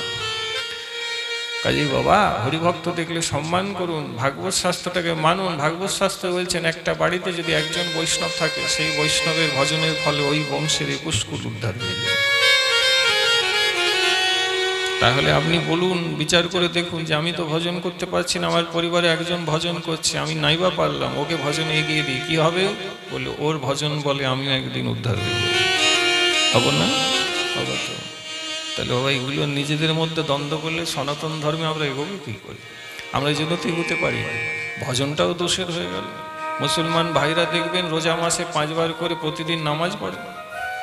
মসজিদে যখন যায় তাদের বস্ত্র লুঙ্গি, মাথায় টুপি দিয়ে যায়। পাঞ্জাবি ভদ্রলোকরা দেখবেন মাথায় লম্বা চুল রাখে, তার উপরে পাগড়ি পরে আজও তারা গুরুদ্বারায় যায়। খ্রিস্টানরাও তাদের মতো করে লকেট করে নিয়ে কিন্তু তাদের গির্জাঘরে যায়। আমরা এমনই বাবা, আজও ধুতি বস্ত্র পরতে পারিনি, কপালে তিলক দিতে পারিনি, হরি মন্দির আজও ওইভাবে সেজে বৈষ্ণব হয়ে আমরা আজও যেতে পারিনি, পাঞ্জামা পরে ছাড়তে পারিনি। ওরা সব করছে, চোখে দেখছি। যে কথাগুলো বললাম কেউ জানে না তা নয়, সবাই জানে, কিন্তু ওদেরটা তো জানলেন। আপনি কবে হবেন মশাই? আপনার যে ধুতি বস্ত্র সনাতন, 50 বছর আগেও কলিকাতার সব ছেলেরা ধুতি পরত। আজকে কোথায় হারিয়ে গেলাম? বিদেশিরা আসছে ধুতি পরে হরিনাম করছে, গিরিরাজ গোবর্ধন বৃন্দাবনে পরিক্রমা করছে, আমরা সব ছেড়ে দিয়েছি। কেন মা? ভালো জিনিস কি সবই ফেলে দিতে হয়? ভদ্রতা মানে কি এগুলো সব ত্যাগ করে দিতে হয়? কই, অন্য ধর্মে তো ত্যাগ করলো না, তুমি কেন করছো? তিলক রেখে কপালে ভগবান মহাপ্রভু স্বয়ং কলি পাবন অবতারী বসে আছেন, তাকে প্রণাম করো। আরে মহাপ্রভুকে বাঙালিরা অনেকে এখনো চিনতেই পারেনি। 80% আজকালকার ছেলে মেয়ে তো গৌর কি তাই জানে না। গৌর বলতে জানে গৌর নিতাই, গৌর নিতাই, গৌর নিতাই, গৌর নিতাই, বা সেটাই। গৌর কে, নিতাই কে, শাস্ত্র কি বলছেন, এরা কি করতে এসছেন, এদের মহিমা কি জানি না, জানি না, এবং জানার আমার কোনো আগ্রহ নাই। একেই বলা হয় আমাদের দুর্দশা। যা জানতে নেই তা জানার জন্য বহু চেষ্টা করছি, যেটা জানতে হয় সেটা এখনো জানার আমার কোনো আগ্রহ হয়নি। মানে উল্টো পথে হাঁটছি। এই উল্টো পথে হাঁটলে বাবা জীবনটা তো আর সোজা হবে না, জীবনটা উল্টে গিয়েছে। মানে কি, সুখ চাইছি দুঃখ পাচ্ছি, আনন্দ চাইছি অশান্তি পাচ্ছি, টাকা চাইছি খালি হাতে বাড়ি ফিরে যাচ্ছি, একটু ওনার কাছে ভালো ব্যবহার চাইছি তো তিনি আমার সঙ্গে দুর্ব্যবহার করছেন। এগুলো দেখলে অবাক হবেন না। যখন আপনি উল্টো পথে হাঁটছেন তো আপনার ভাগ্যে সোজা জিনিসটা আসবে কি করে? উল্টোটাও কপালে জুড়বে বাবা, উল্টোটাই আসছে। ভজন করুন, হাত দুটি জড়ো করে নিন, দেখবেন জীবন খুলে যাবে, জীবনের খাতায় ভগবানের কৃপাটি এসে যাবে। কখন আসে? কলিযুগ চলছে। এই কলিযুগে মহাপ্রভু কি বললেন? ফাঁকে ফাঁকে সব সময় সুযোগ পেলেই হরি নামটা বলবে, হরে কৃষ্ণ মহামন্ত্রটা বলতে হয়। বাহু তুলে একবার বলো, হরে কৃষ্ণ কৃষ্ণ হরে হরে, হরে রাম রাম রাম হরে হরে, হরে কৃষ্ণ কৃষ্ণ কৃষ্ণ হরে হরে, হরে রাম রাম রাম হরে হরে, হরে কৃষ্ণ কৃষ্ণ কৃষ্ণ হরে হরে, হরে রাম রাম রাম। এই যে হরি নাম বললে বিরাট মহিমা, বিরাট মহিমা। কিরকম জানেন? একটা বাচ্চা ছেলে নিজে পড়ে না, স্কুলের মাস্টারমশাইয়ের কাছে থেকে পড়াশোনা করে। বলে নিজে পড়লে পড়ায় উন্নতি হয় না, মাস্টার পড়ালে ছেলে মেয়ের পড়াশোনায় উন্নতি হয়। হরিনামেরও তাই বাবা। আপনি একলা বসে হরিনাম করছেন, হরিনামে বেশি উন্নতি হবে না। হ্যাঁ, সাধুর সম্মুখে হরিনাম করলেন, এতে কিন্তু হরিনামে উন্নতি খুব তাড়াতাড়ি সংসারের গল্প বুঝেন, দুর্ভাগ্য আমরা ভগবানের রাজ্যের কথাগুলি বুঝিনি। সংসারের দৃষ্টান্তগুলো খুব ভালো বলি। ছেনাকে নিজে পড়াই না, বিভিন্ন স্কুলের মাস্টার আছে পড়ায়, আর টিউশনির জন্য 2-3টা মাস্টার দিয়েছে। প্রতিটা সাবজেক্টে একটা করে মাস্টার আছে। কেন? ওই সাবজেক্টে এই ছেলেটা যাতে ভালো করে পড়াশোনা করতে পারে। মাস্টারমশাইকে বেতন দিয়ে আর বলি ছেলেটাকে ভালো করে পড়াবেন। হরিনামের ব্যাপারটা বুঝি না। হরিনাম হরিকথা নিজের থেকে করতে নাই, সাধু মুখে শুনতে হয়, সাধু বললে গাইতে হয়। গাইলে তোমার জীবটা খসে যাবে না, গাইলে ভেতরটা শক্তিশালী হয়ে যাবে, ভগবানের কৃপা লাভ হয়ে যাবে। হরিনাম কারা করে না? বলে যারা অসুর তারা বলিলেও হরিনাম করে না। আর যারা সুর মানে দেবতার অংশের থেকে জাত, যাদের গোত্রে ঋষি বসে আছেন, তোমার গোত্রের নাম বললেই তুমি একজন ঋষির নাম বলবে। অভদ্রতা কোথায় গিয়ে দাঁড়িয়েছে দেখেন না বাবা আমাদের মধ্যে। মনে কিছু করবেন না, শাস্ত্রের থেকে বলছি। আপনার গোত্র বললে আপনি একজন ঋষির নাম বলবেন। এই ধরুন মধুকুল্ল, কাশ্যপ, বশিষ্ঠ, এই যে নামগুলো গোত্রের তুমি বলছো, আরো অনেক আছেন। এরা কারা? এরা সকলেই ঋষি। এরা কি করেছেন? এরা হরি ভজন করেছেন। ভাগবত খুলে দেখো, এদের মহিমা আছে। এরা হাজার হাজার বছর হরির জন্য তপস্যা করেছেন, হরি নাম করেছেন। তো তোমার রক্তে যে গোত্রে বসে আছেন তিনি কিন্তু ঋষি, জানো তো? যে বংশে তুমি উৎপন্ন হয়েছে, যে ঋষি বসে আছেন বাবা, তিনিও ভজন করেছেন, সাধন করেছেন। সে আলাদা কথা, তুমি আমি করি না। আজকালকার ছেলেরা সব ভুলে গেছে। আমিও তো একটা ছেলে, বুড়ো হয়ে যাইনি। আপনার সামনে ভাগবত নিয়ে বসেছি, পড়াশোনা করেছি, চাকরি বাকরি ছেড়েছি। কেন এসেছি? যারা এই ছেলেগুলো একটু উদ্ভূত হয়, একটু ভজন করে, একটু সাধন করে, গলায় তুলসীর মালা করে। তুলসীর মালা করলে সমস্যা কোথায়? আমি তো তুলসীর মালা করে যাই আসি, কাজ করেছি, কলেজে পড়িয়েছি, ছাত্রদেরকে পড়িয়েছি, মালা শিখা সব আছে আমার। কেন রাখেন আজকালকার ছেলেমেয়েরা? কি লাভ হবে? ভাগবত পাঠ হবে, 3 দিন পাঠের পর বিশ্রাম হয়ে যাবে। তোমার আমার যদি পরিবর্তন হলো না, তাহলে কি লাভ? কি লাভ হলো বলুন?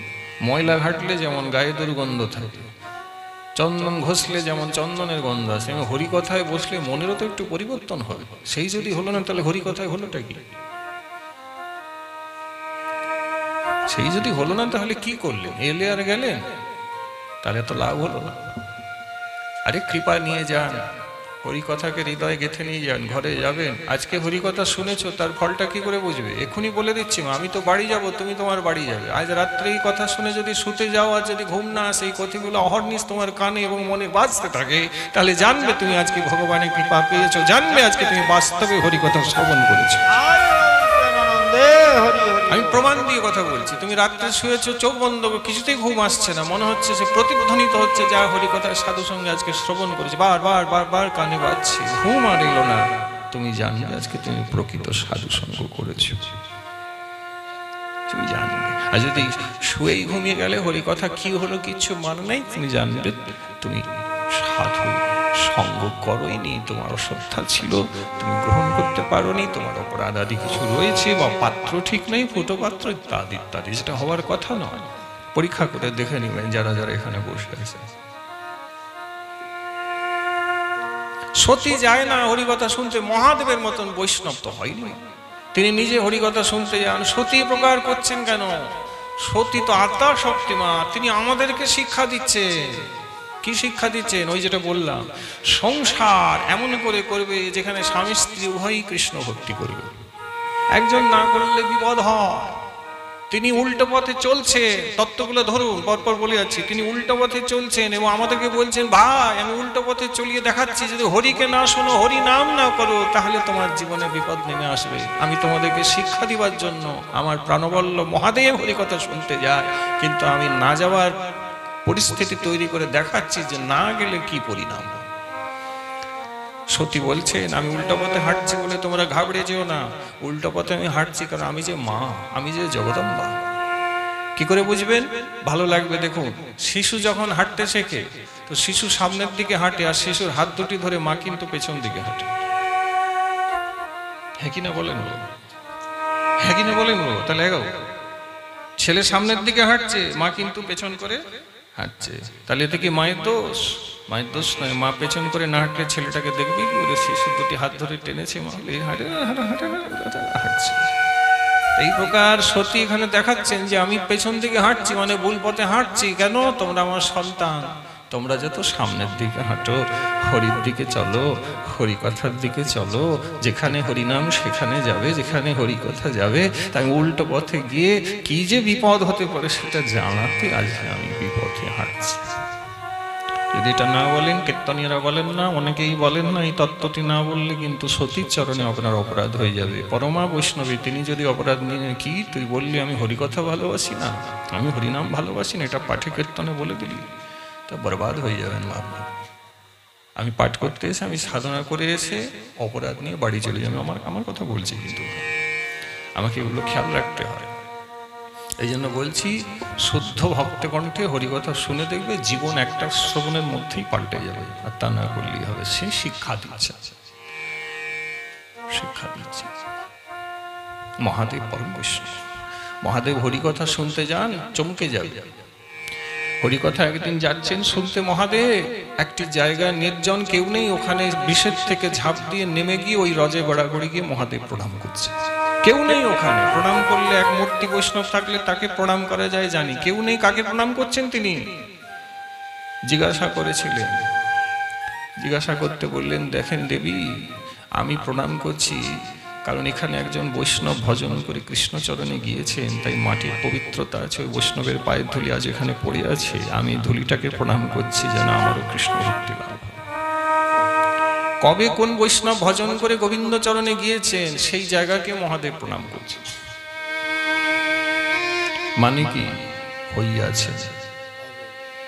আরো কিছু দূর গেলেন, আবার বিষের থেকে ঝাঁপ দিয়ে ওখানে আবার প্রণাম। দেবী আবার বলছেন, প্রভু তাহলে এখানেও নিশ্চয়ই কোনো বৈষ্ণব হয়েছিলেন, ভজন করে গোবিন্দ চরণে গিয়েছেন, তাকে প্রণাম করলেন? বললেন না দেবী, না না না। বলি তাহলে? বলে এখানে পরবর্তীতে একজন বৈষ্ণব ভজন করে গোবিন্দ চরণে যাবে, তাই আগের থেকে আমি এখানে প্রণামটা করব। এই জন্য মহাদেব বলেছেন, হইয়াছেন হবেন যে কৃষ্ণের দাস, তা সবার চরণ আমি দন্তে করি। যে হয়েছেন বৈষ্ণব তাকেও প্রণাম করি, যে হবেন বৈষ্ণব আমি তাকেও প্রণাম করি। মাগো, শিবের মতন বৈষ্ণব হওয়া কারোর পক্ষে সম্ভব? আরে আমার সামনে যে বৈষ্ণব মূর্তি দাঁড়িয়ে আছেন, বৈষ্ণব আমার কাছে এসেছেন, আমি দেখছি তিনি বৈষ্ণব, তথাপি আমি তাকেই প্রণাম করতে পারছি না। মহাদেব বলছেন, হয়েছেন তাকে দণ্ডবত, হবেন তাকেও দণ্ডবত। উনি মহাদেব, আমরা পারবো না। কেন? পারতে পারি, মনের ময়লা পারি না। মনের ময়লা, মনে অহংকার আছে, মাথায় পড়ে আছে ওই অভিমান অহংকারের বোঝা। যার মাথায় বোঝা থাকে সে জায়গায় বোঝা নামাবে, মালি যেখানে বলেছেন নামাতে ওইখানেই নামাবে, যেখানে সেখানে নামাবে। আমাদের অহংকারের বোঝা আছে, মা নামাতে পারিনি। ভাগবত বললেন, গুরু বৈষ্ণব দেখলেই প্রণাম করবে। কি হবে? তোর পাপের 84 লক্ষ জমি যে বোঝা আছে গুরু বৈষ্ণবের কাছে ফেলে দিলেই ওটা জীবন থেকে তোর ঘুচে যাবে, তারপরে তোর ভক্তি লাভ করার অধিকার হয়ে যাবে। কিন্তু মাথা নত হয় না, কারণ অভিমান শূন্য না হলে মাথা নত হয় না। শিবই তত্ত্ব, শিবই তত্ত্ব। এই প্রকার তিনি পাঠ হরিকথা শুনতে যান, বশিষ্ঠজির কাছে হরিকথা শুনে আসেন। সতী তো যান না, আমাদেরকে শিক্ষা দিচ্ছেন, রয়েছেন মহাদেবের সঙ্গে। এদিকে মাগো ত্রেতা যুগে প্রভু রামচন্দ্রের লীলা শুরু হয়েছেন। মর্যাদা পুরুষোত্তম প্রভু রামচন্দ্র, দেবী সীতা, লক্ষণ কিনে এখন বনবাসী। কৈলাস থেকে প্রভুর এই অহেতুকী অদ্ভুত লীলা মহাদেব দর্শন করছেন, অশ্রু ফেলছেন, সাত্বিক বিকারে বুক ভাসিয়েছে। দেবী সতী কৈলাসে মহাদেবের পাশে বসে প্রভু দেখছেন, অশ্রু ফেলছেন। সতী একবার ঠেলে বললেন, প্রাণনাথ কি দেখছেন? বলে প্রভুর লীলা দেখছি। দেখো সতী, দেখো দেখো আমার প্রভু কেমন লীলা করছে। বলে কি লীলা করছেন? দেখতে পাচ্ছি। দেখো না, আমার মা সীতাকে রাবণ হরণ করে নিয়ে গেছে, আর প্রভু দুহাত তুলে প্রসারিত করে হাসিতে হাসিতে বলে কাঁদছে। দেখো দেখো, চারিদিকে খুঁজছে, পশু পাখিকে জিজ্ঞাসা করছে, তোমরা আমার সীতাকে দেখেছো? বলে দাও আমার দেবী সীতা কোথায়? হায় হায়, কোথায় চলে গেল? হাসিতে বলে কাঁদছে। লক্ষণ পিছনে পিছনে দৌড়াচ্ছেন, দেখছো দেবী? দেখো দেখো দেখো দেখো। সতী দেখলেন, সতী দেখে সতীর কিন্তু লীলাতে বিশ্বাস হলো না, প্রভুর লীলায় সন্দেহ। এই সন্দেহ কখন আসে মা? এখানে সতী আবার দ্বিতীয় শিক্ষা দিলেন, বলে যদি হরিকথা সাধুমুখে না শোনো, আর হরিনাম যদি জিহ্বায় না করো, তাহলে হরির লীলা ভাগ্যক্রমে যদি কোনোদিন চোখেও দেখে নাও, তাহলে মনে হবে যে কিচ্ছু নয়, একটা সাধারণ ব্যাপার। এই জন্য যাদের হরিকথায় রুচি হয় তাদেরই ভাগ্যে একদিন রাধা গোবিন্দের লীলা দর্শনের ভাগ্য হয়। এই হচ্ছে তত্ত্ব। সতী বোঝাচ্ছেন এবং পরিষ্কার বললেন, হায় হায় হায়, ইনি কি আপনার প্রভু? বললে হ্যাঁ, প্রভু রামচন্দ্র আমার প্রভু, ভগবান দেবী। বললে আমি বিশ্বাস করি না ইনি ভগবান। হায়, তুমি বিশ্বাস করো? এই কি বলছো দেবী? বলে না না, কি করে বিশ্বাস করবে?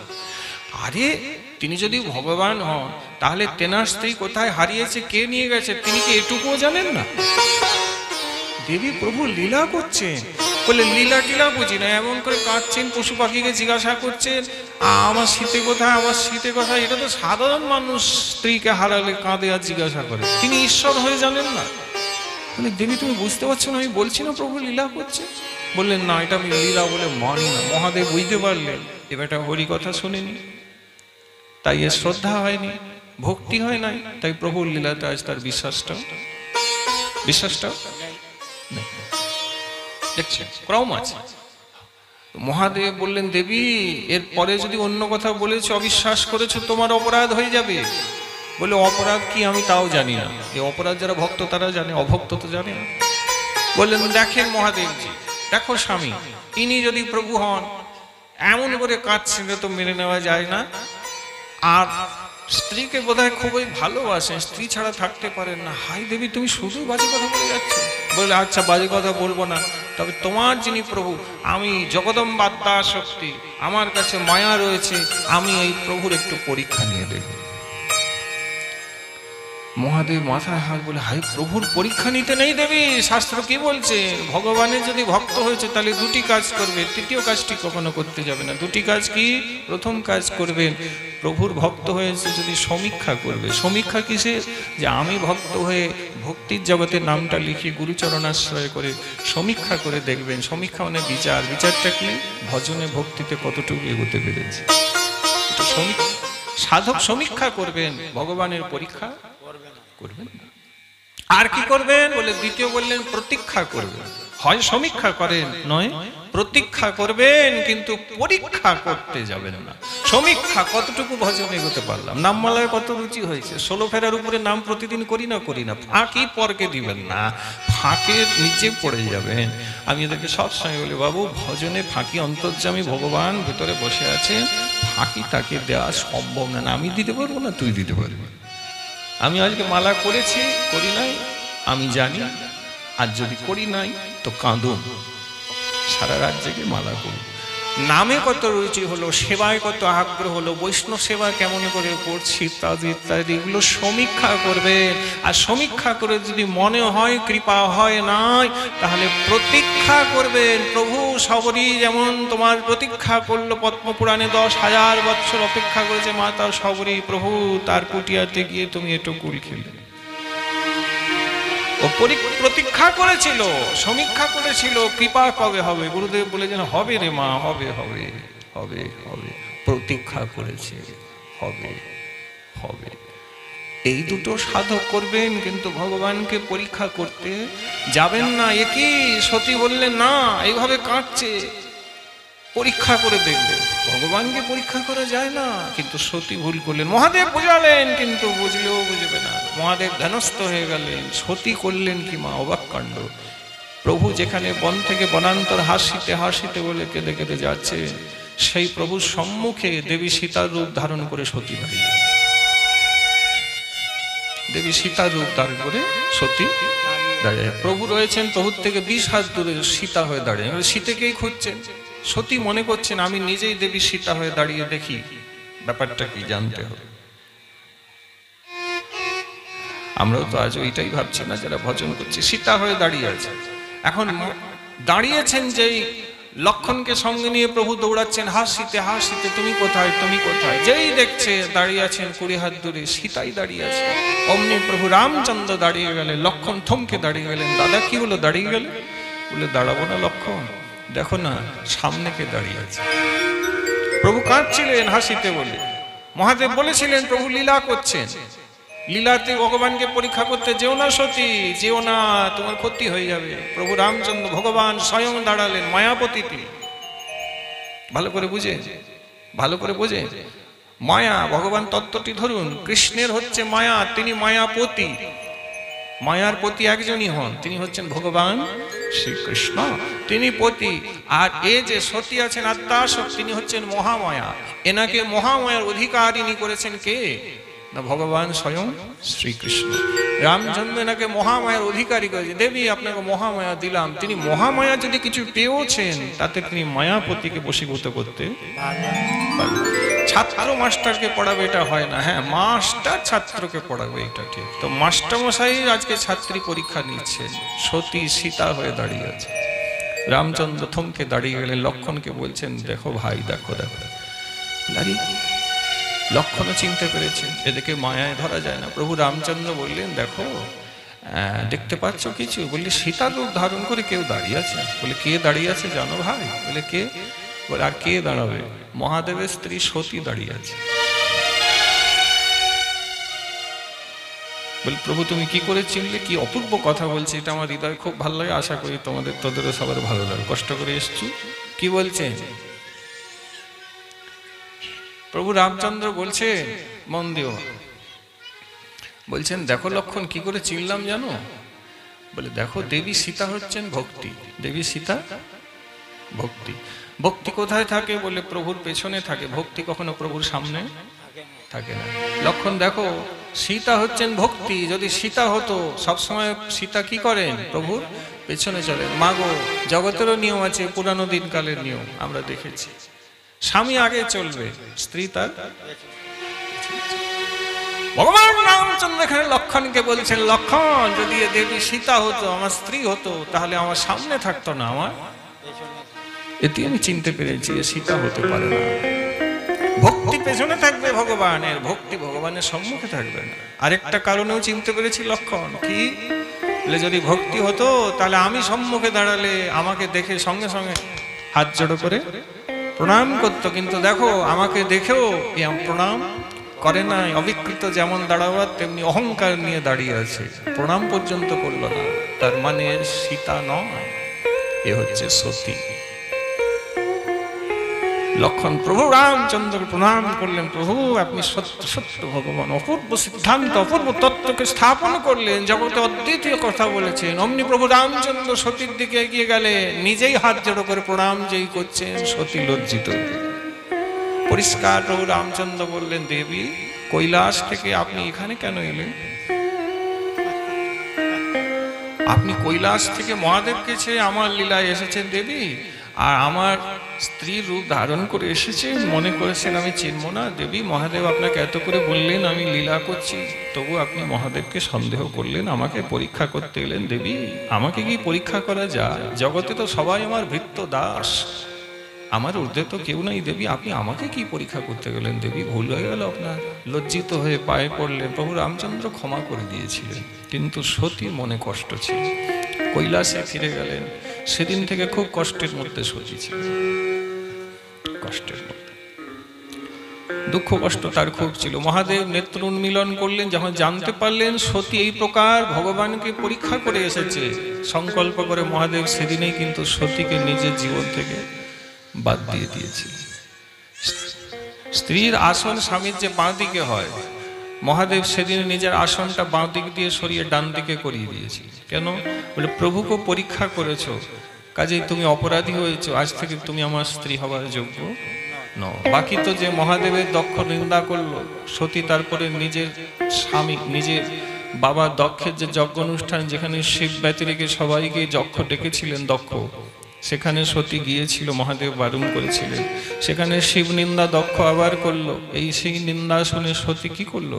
নিজেকে আগুনে পুড়িয়ে শেষ করলো, দেহ রক্ষা করলো। সতী আগুনে পুড়ে দেহ যখন রাখলো, এ কিন্তু কেবল আছিলা। এই ঘটনার সূত্র কিন্তু রঙ্গমঞ্চটা আগে আঁকা হয়ে গেছে। কোথায়? ওই যখন প্রভু রামচন্দ্রকে পরীক্ষা করলেন, আর মহাদেব বাঁ দিক দিয়ে আসনটা ডান দিকে করে দিচ্ছে।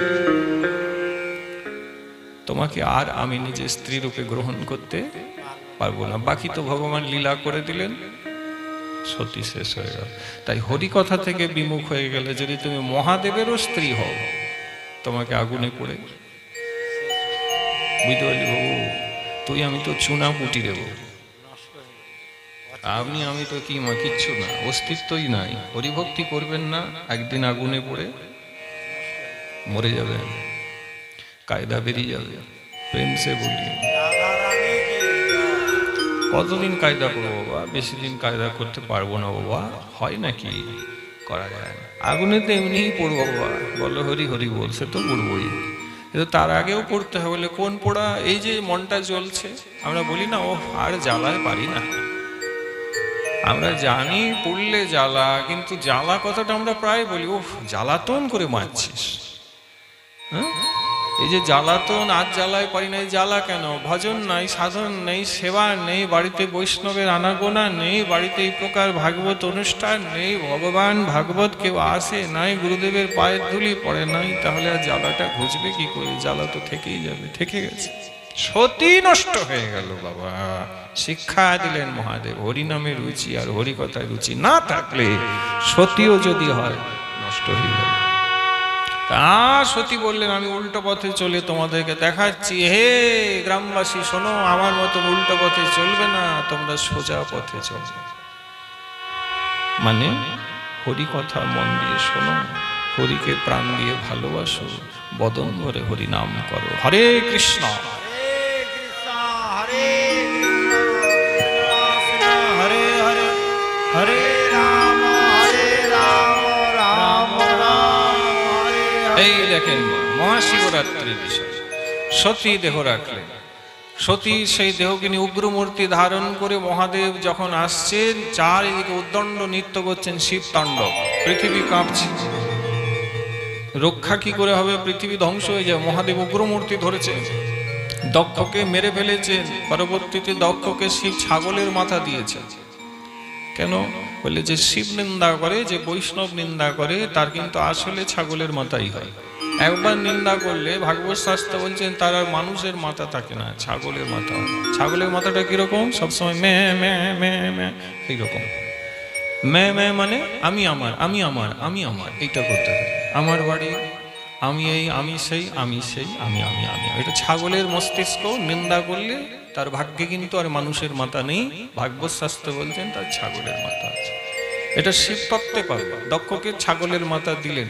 সতীর দেহকে নিয়ে চারিদিকে যাবেন। ভগবান নারায়ণ এলেন, সুদর্শন দিয়ে সতীর দেহকে 51 টুকরো করে দিলেন। যেই 51 স্থানে সতীর দেহটি পড়েছে তাকে ভারতবর্ষে 51 পীঠ বলা।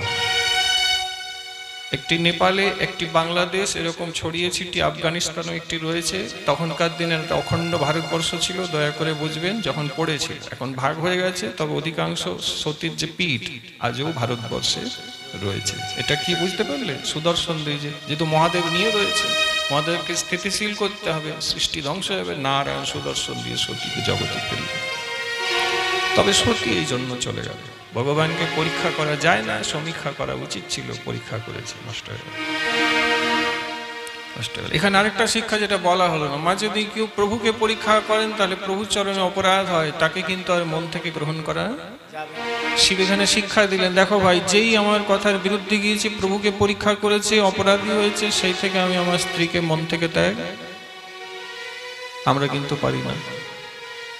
আমরা নিন্দুককে আগলে রাখি। যতদিন নিন্দুককে আগলে রাখবেন ততদিন ভজনে কোনো উন্নতি হবে না।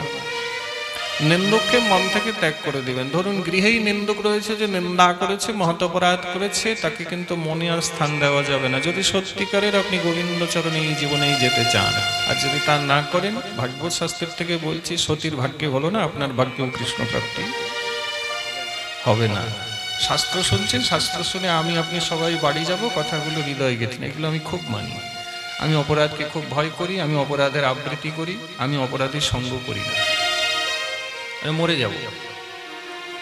ভাগবত পড়িয়েও কাহারও বুদ্ধি না। ভাগবত পড়ে শুনে কি হবে? আমি তো কিছু মনে গাঁথতে পারি না, আমার কোনো নিষ্ঠা নেই, আমার কোনো নিয়ম নাই। আমি এসেছি, আসতে হয় এসেছে, আমি সাধন করতে আসি নাই, আমি ভজন করতে আসি নাই। এই মানসিকতায় ভজনে খুব একটা উন্নতি হয় না। শুনবেন, কিছু গাঁথবেন। শাস্ত্রের থেকে বলছি, আগে গ্রন্থটা দেখিয়েছি, এই গ্রন্থের ঊর্ধ্বে আর কোনো গ্রন্থ ভাগবত শাস্ত্র এই জগতে নাই। সতী শেষ, সতী শেষ। মহাদেব বৈরাগী হয়ে সমাধিস্থ হয়ে গেলেন। বললেন আজীবন বৈরাগ্য ভাব নিয়ে যেমন ছিলাম থাকিব। মহাদেবের সমাধি জানো তো লক্ষ লক্ষ বছর বাবা, লক্ষ লক্ষ। একবার নেত্র বন্ধ করে ত্রিনেত্র হারিয়ে যদি বসে গেলেন, সমাধিস্থ হলেন, প্রভুর লীলা দর্শন করছেন, জিহ্বায় আস্তে আস্তে হরিনাম করছেন, মহাদেবের সমাধি আর ভঙ্গ হয় না। লক্ষ লক্ষ বছর অতিবাহিত হল। এখন মহাদেব ধ্যানস্থ। এই সুযোগে সেখানে অসুর ছিল, যার নাম ছিল তারকাসুর। কি নাম সবাই জানে, তারকাসুর। ভয়ঙ্কর অসুর। সে ব্রহ্মার জন্য কঠিন তপস্যা করে। আমাদের সনাতনীদের মধ্যে অনেকেই আমাদের সনাতনী বিচারধারা ভাবাদর্শকে সবকিছু ভুলে গিয়েছে। কাজে এগুলোকে বাবা তিথিতে একটুকু বলতে হয়। যেমন আগামীকালকে বলে দিয়ে, আপনারা জানেন বা জানেন না, আমাদের সেই রসিকানন্দ প্রভুর কিন্তু আগামীকাল রয়েছে তিরোধান তিথি।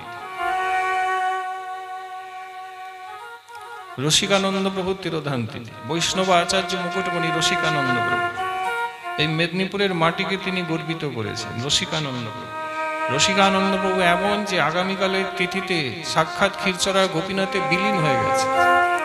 ভগবানের সাথে যার অঙ্গটি মিলেমিশে একাকার হয়ে গেছে, তিনি হচ্ছেন রসিকানন্দ প্রভু, যার আগামীকাল হচ্ছে তিরোধান তিথি। বলিয়েছে রসিকানন্দ প্রভু কি? আপনি জানেন কি আগামীকালে সিদ্ধ শ্রী জগন্নাথ দাস বাবার তিরোধান তিথি। সিদ্ধ জগন্নাথ দাস এদেরকে অনেকবার মহিমা বলেছে। মানে কি, যেদিনে যার তিথি আসবে, তিথি মানে আবির্ভাব তিরোভাবেকে তিথি বলা হয়। এই তিথি এলে সেই তিথিতে তাকে স্মরণ করতে হয়। কেন? মহাপ্রভু বললেন যা, বাবুরে এগুলা চুপ করা না রে বাবু, যেদিনে যার তিথি আসে সেই তিথিতে কৃপা হয়। তিথিতে কৃপা হয়, কিন্তু তিথিতে কৃপা হলে আপনাকে তো আমাকে আগে তিথিটা জানতে হবে বাবা। তিথি না জানলে যে হয় না। হাসপাতালে গিয়েছেন, অনেক ডাক্তারবাবু আছেন, কিন্তু আপনার রোগ অনুযায়ী কোন ডাক্তারকে আপনি দেখাবেন, সেই ডাক্তারের চেম্বার কোথায়, কটার সময় তিনি বসেন, তেনার নাম কি, সেটা কিন্তু হাসপাতালে গেলে আমাদেরকে জানতে হয়। সেটা যদি না জানেন, তাহলে হাসপাতালটা সারাদিন ঘুরলেও কাজের কাজ হয় না, চিকিৎসা এবং ডাক্তারকে দেখানো হয় না। হাসপাতাল অনেক ডাক্তার থাকে, কিন্তু নির্দিষ্ট আমার রোগ অনুযায়ী একজন ডাক্তারকে দেখায়। এই প্রকার ভগবানের কৃপার জন্য অনেক তিথি আছে, কিন্তু কোন বৈষ্ণব এলেন, কবে গেলেন, এই আবির্ভাব তিরোভাব তিথিটা ধরে যদি ওদের মহিমাটা শুনেন, মহাপ্রভু সব থেকে বেশি কৃপা তোমাকেই করবেন। যারা সাধন ভজন করেন, যাদের ন্যূনতম ভজন সাধন অথবা গুরু কৃপা আছেন, তারা এই তত্ত্বগুলি জানেন। রসিকানন্দ প্রভুর তিরোধান, জগন্নাথ দাস বাবার তিরোধান, এগুলো যারা ভজন করেন তারা জানেন। অন্যদের ভাগ্যে কিন্তু এগুলো জানা যায় না। মনে কিছু করবেন না বাবা, সবাই আমরা ভজন করি। আমার ধারণা কিন্তু এই তিথি যে কাল রয়েছে, আমাদের মধ্যে অনেকেই আমরা জানি না, বলা হলো তাই জানতে পারলাম, মানে ভজনটা কাঁচা আছে। যদি বলেন আপনি জানেন, এরকম ব্যাপার নেই, তুমিও ভজন করছো, তোমারও জানা কর্তব্য ছিল। চেষ্টা করলে তিনি জানিয়ে দিবেন, চেষ্টা করবেন না জানবেন। চেষ্টা মানে কি, মনটা ভগবানের চরণে রাখুন, তিনি জানিয়ে দিবেন।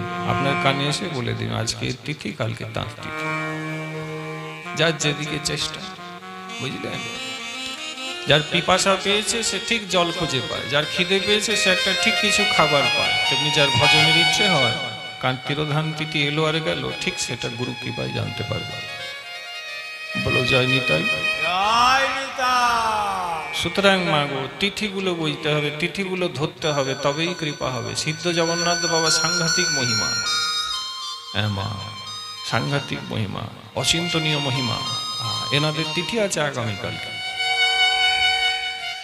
তো শিবের কথা শুনছি, তিথিটা যেহেতু তাঁর, আরেকটু শুনে, তারকাসুর বাবা কঠিন তপস্যা ব্রহ্মার করলেন। শিব বৈরাগী হয়ে সমাধিস্থ। ব্রহ্মা প্রসন্ন হলেন তারকাসুরের প্রতি। অনেক বছর, হাজার হাজার বছর তপস্যা করেছে। প্রসন্ন হয়ে ব্রহ্মদেব দর্শন দিলেন, বললেন তারকাসুর, আমি তোমার প্রতি প্রসন্ন, যে বর চাও চেয়ে নাও, আমি তোমাকে দেব। তারকাসুর কি বর চাইলো মা, তোমরা সবাই জানো। তারকাসুর বর চাইলো এইটাই, যে আপনি আমাকে এই বর দিন, আমি যেন অমর হয়ে যাই। ব্রহ্মা বললেন আমি নিজেই অমর হতে পারিনি, গোবিন্দ আমাকে নিজেকেই অমর করে নাই, আমারও এক সময় মৃত্যু আছে, কাজে অমর হওয়ার বর আমি তোমাকে দিতে পারবো না। কেন? বলে যে জিনিসটা আমার নিজের নেই সেটা আমি পরকে দিতে পারবো না। যার যেটা আছে সে সেটা দিতে পারে, যেটা যার নাই সে দিতে পারে না। আমার অমরত্ব নিজেরই নেই, আমি দিব কি করি? অন্য কিছু চাও? তারকাসুর তখন অসুরের বুদ্ধিটা ব্যবহার করে। কেউ একটু চুপ করাতে পারছেন না মা? সবাই বসে আছেন, প্রেম সে বলি। বাচ্চার তো দোষ নেই মা, আমাদেরকে লক্ষ্য রাখতে হবে না, বাচ্চা ঠিকই আছে, আমাদের লক্ষ্য রাখতে হবে না। মাগো, তারকাসুর তখন দ্বিতীয়বার ব্রহ্মার কাছে চাইলেন কি, তাহলে আমাকে এই বর দিন, শিবের পুত্রের হাতেই যেন আমার মৃত্যু হয়, শিব পুত্র ছাড়া অন্য কেউ যেন আমাকে বধ করতে না পারে। তারকাসুর ভালোই জানতো যে শিব বৈরাগী হয়ে সমাধিস্থ হয়ে আছে। তারকাসুর খুব ভালো জানে শিব একবার সমাধিস্থ হলেছে কোটি কোটি বছর, তার মানে একবার সমাধিস্থ শিব মানে তো রয়েছে, সতী দেহ রেখেছে, মহাদেব আর বিয়ে করবেন না, এটুকু আমি ভালো করেই জানি। মহাদেব বিয়ে না করলে তার ছেলেপুলে হবে না, তার ছেলেপুলে না হলে তারকাসুর আর মরবে না। তার মানে ঘুরিয়ে কানটা ধরে নিলাম, অমরত্ব দেন নাই, তবু আমি অমর হয়ে গেলাম। অসুররা এরকম নীতি করে, এটা আসুরিক নীতি বলে। এটা কিরকম নীতি বলে? এটা কাপটপূর্ণ নীতি, কপট, একে কপট নীতি বলা। কপট মানে ভিতরে বোঝা যায়। তোমাকে আমি সিদ্ধ পিঠা দিলাম, তার ভিতরে ধরুন পুর না দিয়ে যদি পাথর ভরে দেই, তুমি সাদা সরল মানুষ, আমি বললাম বাবু সেদ্ধ পিঠে একটু খাও, কামড়ে দিতেই দাঁতগুলি ভেঙে গেল। কেন? বলে উপরে তো পিঠের আকর আছে, ভিতরে পাথর ভরে দিয়েছি, পুর দেয় নাই, তাহলে ভিতরে পাথর, এটা কপটতা। বাইরে দেখা যাচ্ছে পিঠের আকৃতি, এটা সরলতা। মানুষেরও দুই রকম, মুখে সরলতা আর ভেতরে কপটতা। একে ওপারেরটা বলে দিল, একে পেঁয়াজ বলা হয়। পেরেক যেমন দেখবে সহজে দেওয়ালে যায়, কিন্তু স্ক্রু যদি হয় ওকে কিন্তু সহজে দেওয়ালে পোঁতা যাবে না। কেন? ওর যে পেঁয়াজ আছে, ওকে স্ক্রুকে কি করতে হয়, আগে ড্রিল মেশিন দিয়ে মানে গর্ত করতে হয়, তারপর ওকে স্ক্রু দিয়ে ঘুরিয়ে ভিতরে ঢোকা যায়। যেমন পেঁয়াজ আছে ওই রকম করিও ভিতরে ঢুকবে। তাই ভজনে স্ক্রু হতে যেও না, ভজনে পেরেক হয়ে যাও। আর হৃদয়টাকে মাটির দেওয়াল করে নাও, হাতুড়ি দিয়েও পেরেক মারতে হবে না, এমনি টিপে দিলেই মাটি ভেতরে চলে যাবে। তার হৃদয় সরল আছে, এই যে হরিকথা শুনছেন তার ভিতরে যারা পেঁয়াজ হয়ে আছে সে ভিতরে যাবে। এত যদি পেঁয়াজ থাকে তো হরিকথাটা ভিতরে যেতে আটকাবে, এইখানে আবার সোজা হয়ে গেল। আমি দেখছিলাম সোজা রাস্তা যখনই পাচ্ছে হু করে এগিয়ে যাচ্ছে গাড়িটা, এখনই আসছে তো সোজা হু করে এগিয়ে যাচ্ছে। যেই দেখলাম রাস্তা পেঁয়াজ আছে, অমনি গাড়ি আস্তে করে দিয়েছে, 30-এ নিয়ে কিছু করার নেই, অ্যাক্সিডেন্ট হয়ে যায়। প্যাঁচে গাড়িও অ্যাক্সিডেন্ট হয়ে যায়, প্যাঁচে ভজনও হয় না মা, প্যাঁচে কিছু হয় না। এই জন্য ভজন করতে গেলে গাও গাও কোনো গৌরাঙ্গের কোনো সরল করিয়া মন, এ তিন সংসারে এমন দয়াল না দেখি কোনো জন। সরল হলে ভজন হয়, প্যাঁচ হলে ভজন হয় না। সংসার ভালো হবে, সংসার প্যাঁচে ভালো চলবে। তো বাবা কপট ছাড়তে হবে। মহাপ্রভু বলেন কপট ছাড়িয়া যে সকৃত কৃষ্ণ কৃষ্ণ বলে, সত্য সত্য কৃষ্ণ তারে উদ্ধারিবে। হ্যাঁ, মুখে এক মনে এক, একে প্যাঁচ বলা হয়। যার মুখ এবং মন দুটাই এক, তাকে সরল বলা হয়। অসুরদের কপট নীতি, বললেন শিবপুত্রী আমার মৃত্যু হও, এরকম বর দিন ব্রহ্মদেব। বলে তথাস্তু, বর দিয়ে দিল, যা শিবপুত্র হাতেই তোর মৃত্যু। এইবারে তো তার বাবা উদ্দণ্ড প্রতাপ, দেবতাদেরকে কাঁপাচ্ছে, যুদ্ধে দেবতাদেরকে পরাস্ত করেছে, দেবতাদের সবকিছু ছিনিয়ে নিয়েছে। কে? তারকাসুর। থর দেবতারা কাঁপছে, সব ভয়ে পালিয়ে গেছে। তারকাসুরের আতঙ্কে সব মানে অস্থির হয়ে পড়েছে। হাজার হাজার বছর সে আতঙ্ক তৈরি করেছে, যার নাম তারকাসুর। ভয়ঙ্কর অসুর, ভয়ঙ্কর অসুর।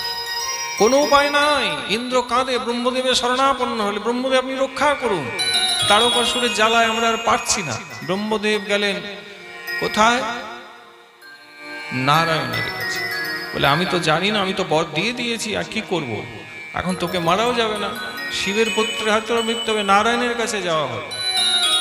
নারায়ণ বললেন দেখেন, যে বর দিয়েছেন ব্রহ্মা, আমি সুদর্শন দিয়ে তারকাসুরকে বধ করতেই পারি, কিন্তু ব্রহ্মার বরের মর্যাদা আমি বধ করে দিলে থাকবে না।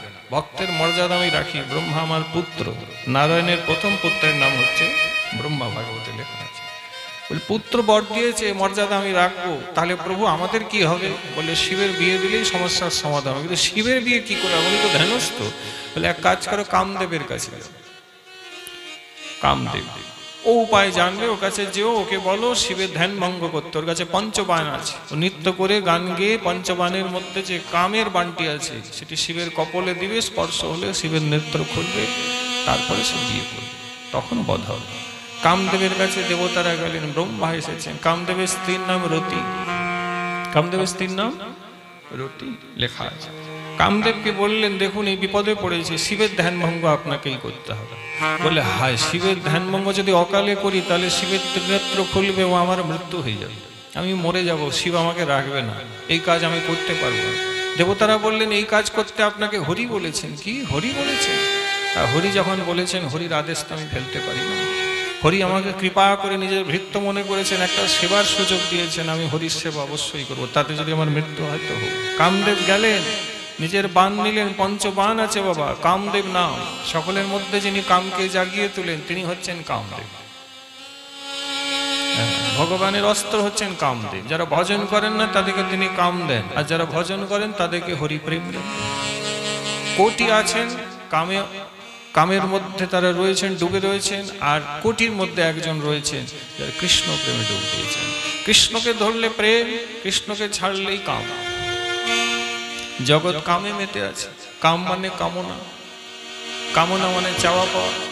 আপনি দেখে নিন, আপনার ঘরেই ছেলে পুলে নাতিপতি সবসময় বায়না করছে, ফরমাইশ করছে, তাদের ফরমাইশ বায়না করতে এবং তাই সব দাবি মেটাতে মেটাতে আপনার জীবন শেষ। আজকে ছানাকে মোবাইল দেবেন, কালকে বলবে একটা রেসিং মোটর সাইকেল দাও। হ্যাঁ, রাস্তায় তখন বেরিয়েছে রেসিং মোটর সাইকেল করতে হতে, কখন কোন রাস্তায় ঠোকা হয়ে যাবে নিতাই গোর হরিব। থানা থেকে ফোন আসবে, আপনার ছেলে নেই, মারা গিয়েছে, আসুন, বডি পড়ে আছে, নিয়ে যাবে। হচ্ছে এগুলা, কিন্তু মনে কিছু করো না, তোমারটা ভালো থাকুক, কিন্তু অনেক মায়ের কোল খালি হয়ে গেছে, প্রেম সে বলি। তাদের বাসনা না পূর্ণ করলো বিপদ। ছেলে চাইছে, কামনা, ছেলেকে দিতে হবে, সে কম্পিটিশনে নেমেছে, তার বন্ধু কিনেছে, সেও কিনবে, ধর্মের পথে নাই, পিতামাতাকে সম্মান করে নাই, ভালো মন্দ তার পিতামাতার থেকে সে নিজে এখন বেশি জানে, এই করে মদ্যপান করে গাড়ি চালাচ্ছে, মরে যাচ্ছে, রেসিং করছে, মরে যাচ্ছে, চলছে। লাখো লাখো মানুষ ভারতবর্ষে মরে। এগুলো কোথার থেকে? বললে কামনা। মোবাইল কিনেছে, মোবাইলে দেখবে যাও, রাত্রিবেলা আমাদের ওইকে দেখা যায় অন্ধকারে বসে আছে, জুয়া খেলছে। জুয়া খেলে কয়েক হাজার টাকা নষ্ট করছে, আবার টাকা খোয়া যাচ্ছে, ধার দেনা হয়ে যাচ্ছে, তারপরে আত্মহত্যা করার চেষ্টাও করছে। কি করবেন বাবা? একটা জিনিসের ভালো যেমন আছে, আবার একটা জিনিসের খারাপ আছে। মোবাইলের ভালো আছে যদি এতে হরি কথা শোনো, যেমন এই ছেলেরা দেখুন ইউটিউবে পাঠ দিয়ে দিচ্ছে, বহু পাঠ শুনতে পাবেন, যোগাযোগ করে নিতে পারেন পাঠের পরে। আপনার ফোন থাকলে আপনি নিজের ফোনে শুনতে পারেন, সেটা ভালো মোবাইলে সদ্ব্যবহার হবে। সেটা না করে যদি গেম খেলেন, জুয়া খেলেন, তাহলে মোবাইলে অসদ্ব্যবহার হবে না বাবা। বুদ্ধিটা আপনার রয়েছে, বুদ্ধিটা যদি একটু ব্যবহার করে, আজকালকার ছেলে মেয়ে যারা শুনছে তাদেরকেও বলে দিয়ে যাচ্ছে, যদি একটু সদ্ব্যবহার করেন তাহলে আপনার ভালো থাকা হবে। মেয়েটি ছেলেটি যদি আপনার ভালো থাকে তাহলে বাবা মাও ভালো থাকবে। এই জন্য সাধু সঙ্গে অল্প বয়সী ছেলে মেয়েদেরকে আনবেন, তারা সৎ শিক্ষাটা পাবে। আমার কাছেও মোবাইল আছে, কিন্তু হরিকথা ছাড়া অন্য কথা শুনি না, নিরন্তর হরিকথা। ভজন চলতে থাকে 24 ঘন্টা। একটু সময় ঘুমাবার হয়, সেটুকু ঘুমাবার দিয়ে ভজন চলতে থাকে। মোবাইল আমিও দেখি বাবা, মোবাইল দেখি না অস্বীকার করবো, মোবাইল দিন না, মোবাইলে এগুলোই করি, হরিকথা শুনি। কিন্তু হরিকথা কজন শুনে বলে? জুয়া খেলছে, বায়না, কামনা, এগুলো মিটাতে মিটাতে জীবনে ফুরিয়ে যায়। কামনা বাবা ধ্বংস করে দিবে, ভগবানের প্রেম আপনাকে ধন্য করে দিবে। এবার ঠিক করুন, ধ্বংস হবেন না তৈরি হবেন? সাধু আপনাকে তৈরি করবেন, সাধু বাদে আপনি নিজের চেষ্টায় ধ্বংস হয়ে যাবেন, ধ্বংস হয়ে যাবেন। মনকে তৈরি করুন। হরিকথা শুনলে মনটা মন্দির হয়, হরিকথা না শুনলে মনটা শ্মশান হয়ে যায়। ভাগবতে লেখা আছে যে কানে হরিকথা সে কর্ণ অমৃত পান করে, আর যে কানে হরিকথা নাই সেটা সাপের বিল হয়, এখানে বিষধর সর্প বাস করে। তারকাসুর অমরত্বের বর্ণনা। নারায়ণ বলে, কামদেব বলে হরির সেবার সুযোগ পেয়েছি, ছাড়বো না। কামদেব গেলেন, নৃত্য করলেন কৈলাসে, শিব ধ্যানস্থ, দেবতারা চারদিকে দাঁড়িয়ে আছে। শেষে একটি বান মারলেন, যেটা শিবের ত্রিনেত্রধারী, কপালে সে স্পর্শ করেছে, যেই শিব নেত্র খুলে দিয়েছে। রে শিব যখন দেখছেন, হায় হায়, আমাকে এই সময় কে জাগালো, কার সাহস হয়েছে? উগ্রমূর্তি ধরে শিব তখন কি করলেন? তৃতীয় নেত্র খুলে দিয়ে তার থেকে ভয়ঙ্কর অগ্নি বেরোলো, আর সেই অগ্নিতে জ্বলে পড়ে কামদেব নষ্ট হয়ে গেল।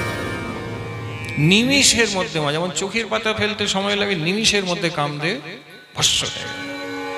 ব্রহ্মদেব কাঁপছেন, দেবতারা থরথর কাঁপছেন। শিব উগ্রমূর্তি, আমার ধ্যানকে ভাঙলো, কার সাহস হয়েছে আমার ধ্যান, কেন ভাঙলো? দেবতারা কাঁপতে কাঁপতে ব্রহ্মদেব বললেন, মহাদেব প্রণাম নিবেন, আপনি কি করলেন? আপনি কামদেবকেই নষ্ট করে দিলেন। ও আমার ধ্যান ভঙ্গ করলো ব্রহ্মদেব, আমি ওকে নষ্ট করতে পারি না? বললেন, হ্যাঁ আপনি পারেন। কিন্তু তার আগে পিছনে কারণটা একটু জেনে নিয়ে করলে ভালো করতেন। শিব বললেন, আমি অত আগে পিছনে কারণ জানি না, আমি পারলে ভালোবাসি, আর যদি মনে করি তাহলে আমি নষ্ট করি। শিবের এই আছে, শিব কিন্তু উগ্রমূর্তি ধরলে শেষ, সহজেই সন্তুষ্ট হন। কিন্তু কৃষ্ণের ব্যাপারটা আলাদা, উনি উগ্র হন না। ঠিক আছে, আজকে নয় কালকে ঠিক ভজন করবে, আমি রাগ করবো কেন?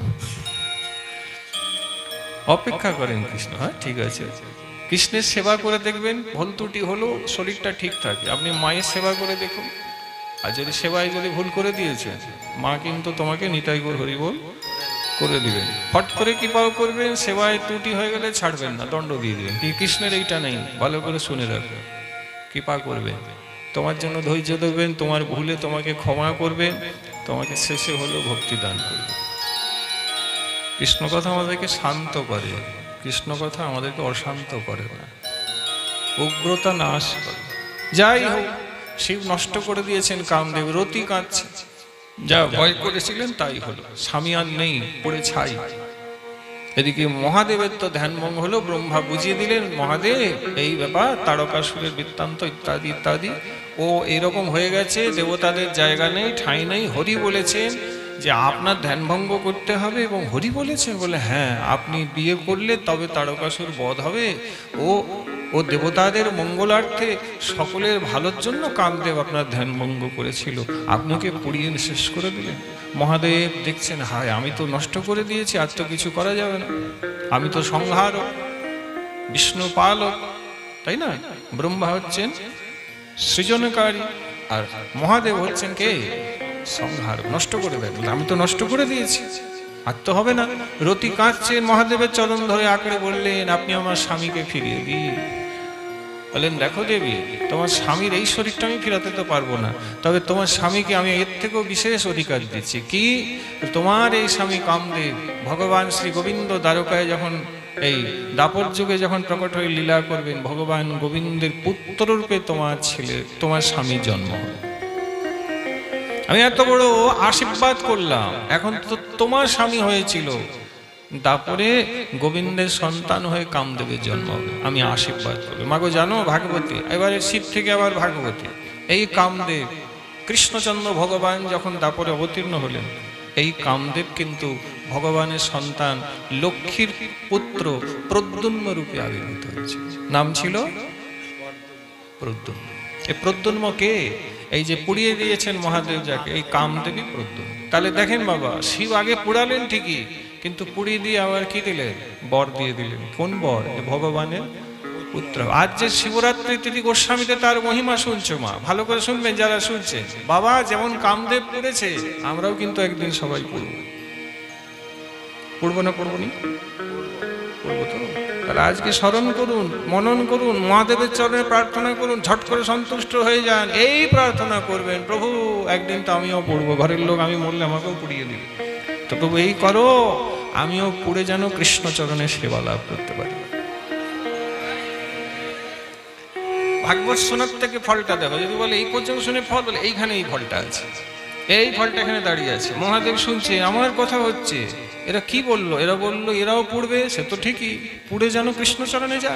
ঠিক আছে, প্রদ্যুম্নকে তো আমি গোবিন্দের পুত্র করে দিয়েছি, যা আমার তিথিতে মহিমা শুনছিস, আশীর্বাদ করে দিলাম, কৃষ্ণচরণে তোদের মতি হবে, গোবিন্দ চরণে ভক্তি হবে, গোবিন্দের দাস হয়ে অভিমান করে গোবিন্দ সেবা লাভ করবি।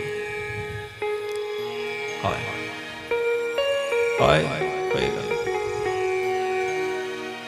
এইবারে মাগো, শিব বিয়ে করবেন, ধ্যানস্থ হয়েছে, ঠিক আছে, বিয়ে কথা পাত্রী ঠিক করা হলো। ইতিমধ্যে একজন মহাদেবকে পাইবার জন্য প্রতিরূপে তপস্যা করছে, যার নাম কি? পার্বতী। কি নাম? পার্বতী। পার্বতীকে হিমালয় নন্দিনী, এই যে হিমালয় আছে, হিমালয়ের কন্যার নাম হচ্ছে পার্বতী। সে আজন্ম সংকল্প করেছে, আমি স্বামী রূপে যদি কাউকে চাই, তাহলে আমি আমার পতি মহাদেবকেই চাই। নারদজি লেখা আছে শিবপুরাণে, পার্বতীর পাতিব্রত ধর্মের পরীক্ষা করেছে, নানানভাবে বুঝিয়েছেন, দেবী মহাদেব আপনার জন্য উপযুক্ত পাত্র হতেই পারে না, আপনি উপযুক্ত পাত্র পেয়েছেন, আপনি এত সুন্দরী সর্বগুণ সম্পন্না, আপনি কেন মহাদেবকে নিজের প্রতিরূপে পাচ্ছেন?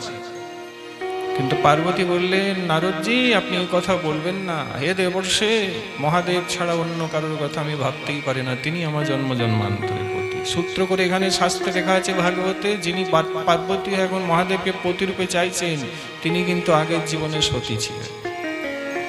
যিনি সতী ছিলেন তিনি এখন পার্বতী হয়েছে, শাস্ত্রে লেখা আছে, অন্য কেউ নন।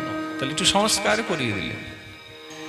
এই পার্বতী কিন্তু অত্যন্ত কৃষ্ণ ভক্তি মহিমা, পরমা বৈষ্ণবী পার্বতী। মহাদেবকে প্রতিরূপে চাইলেন, মহাদেব পরবর্তীতে পার্বতীকে পরীক্ষা করলেন যে কিন্তু উপযুক্ত পাত্রী কিনা, একে বিয়ে করা যায় কিনা, পরীক্ষায় পাশ করেছিলেন।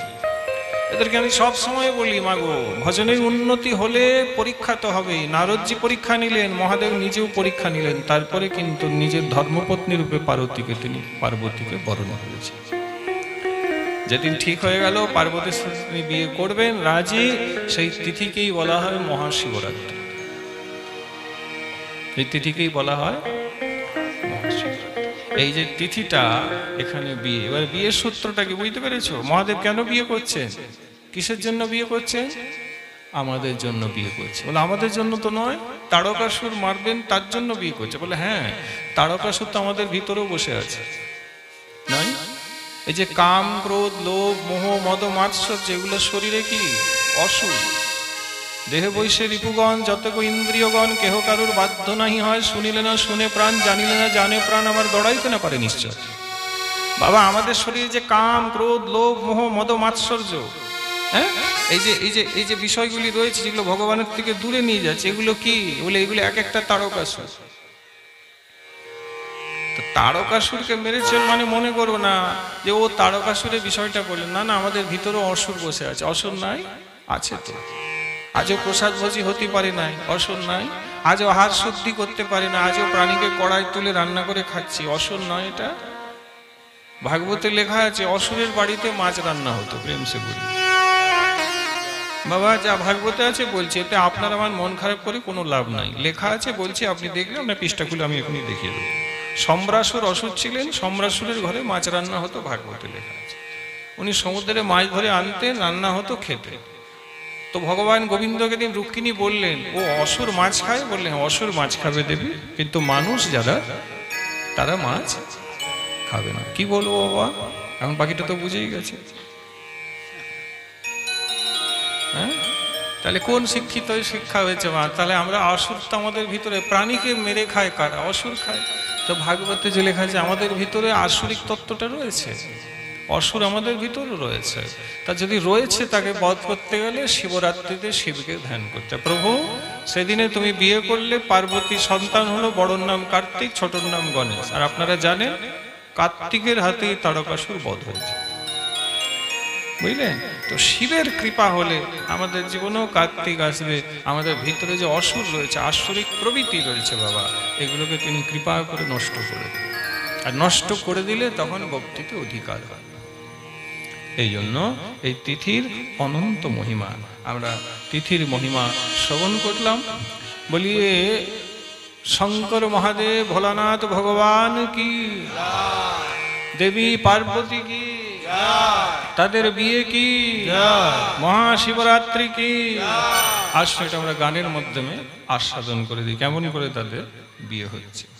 হরে কৃষ্ণ হরে কৃষ্ণ কৃষ্ণ কৃষ্ণ হরে হরে, হরে রাম রাম রাম হরে হরে।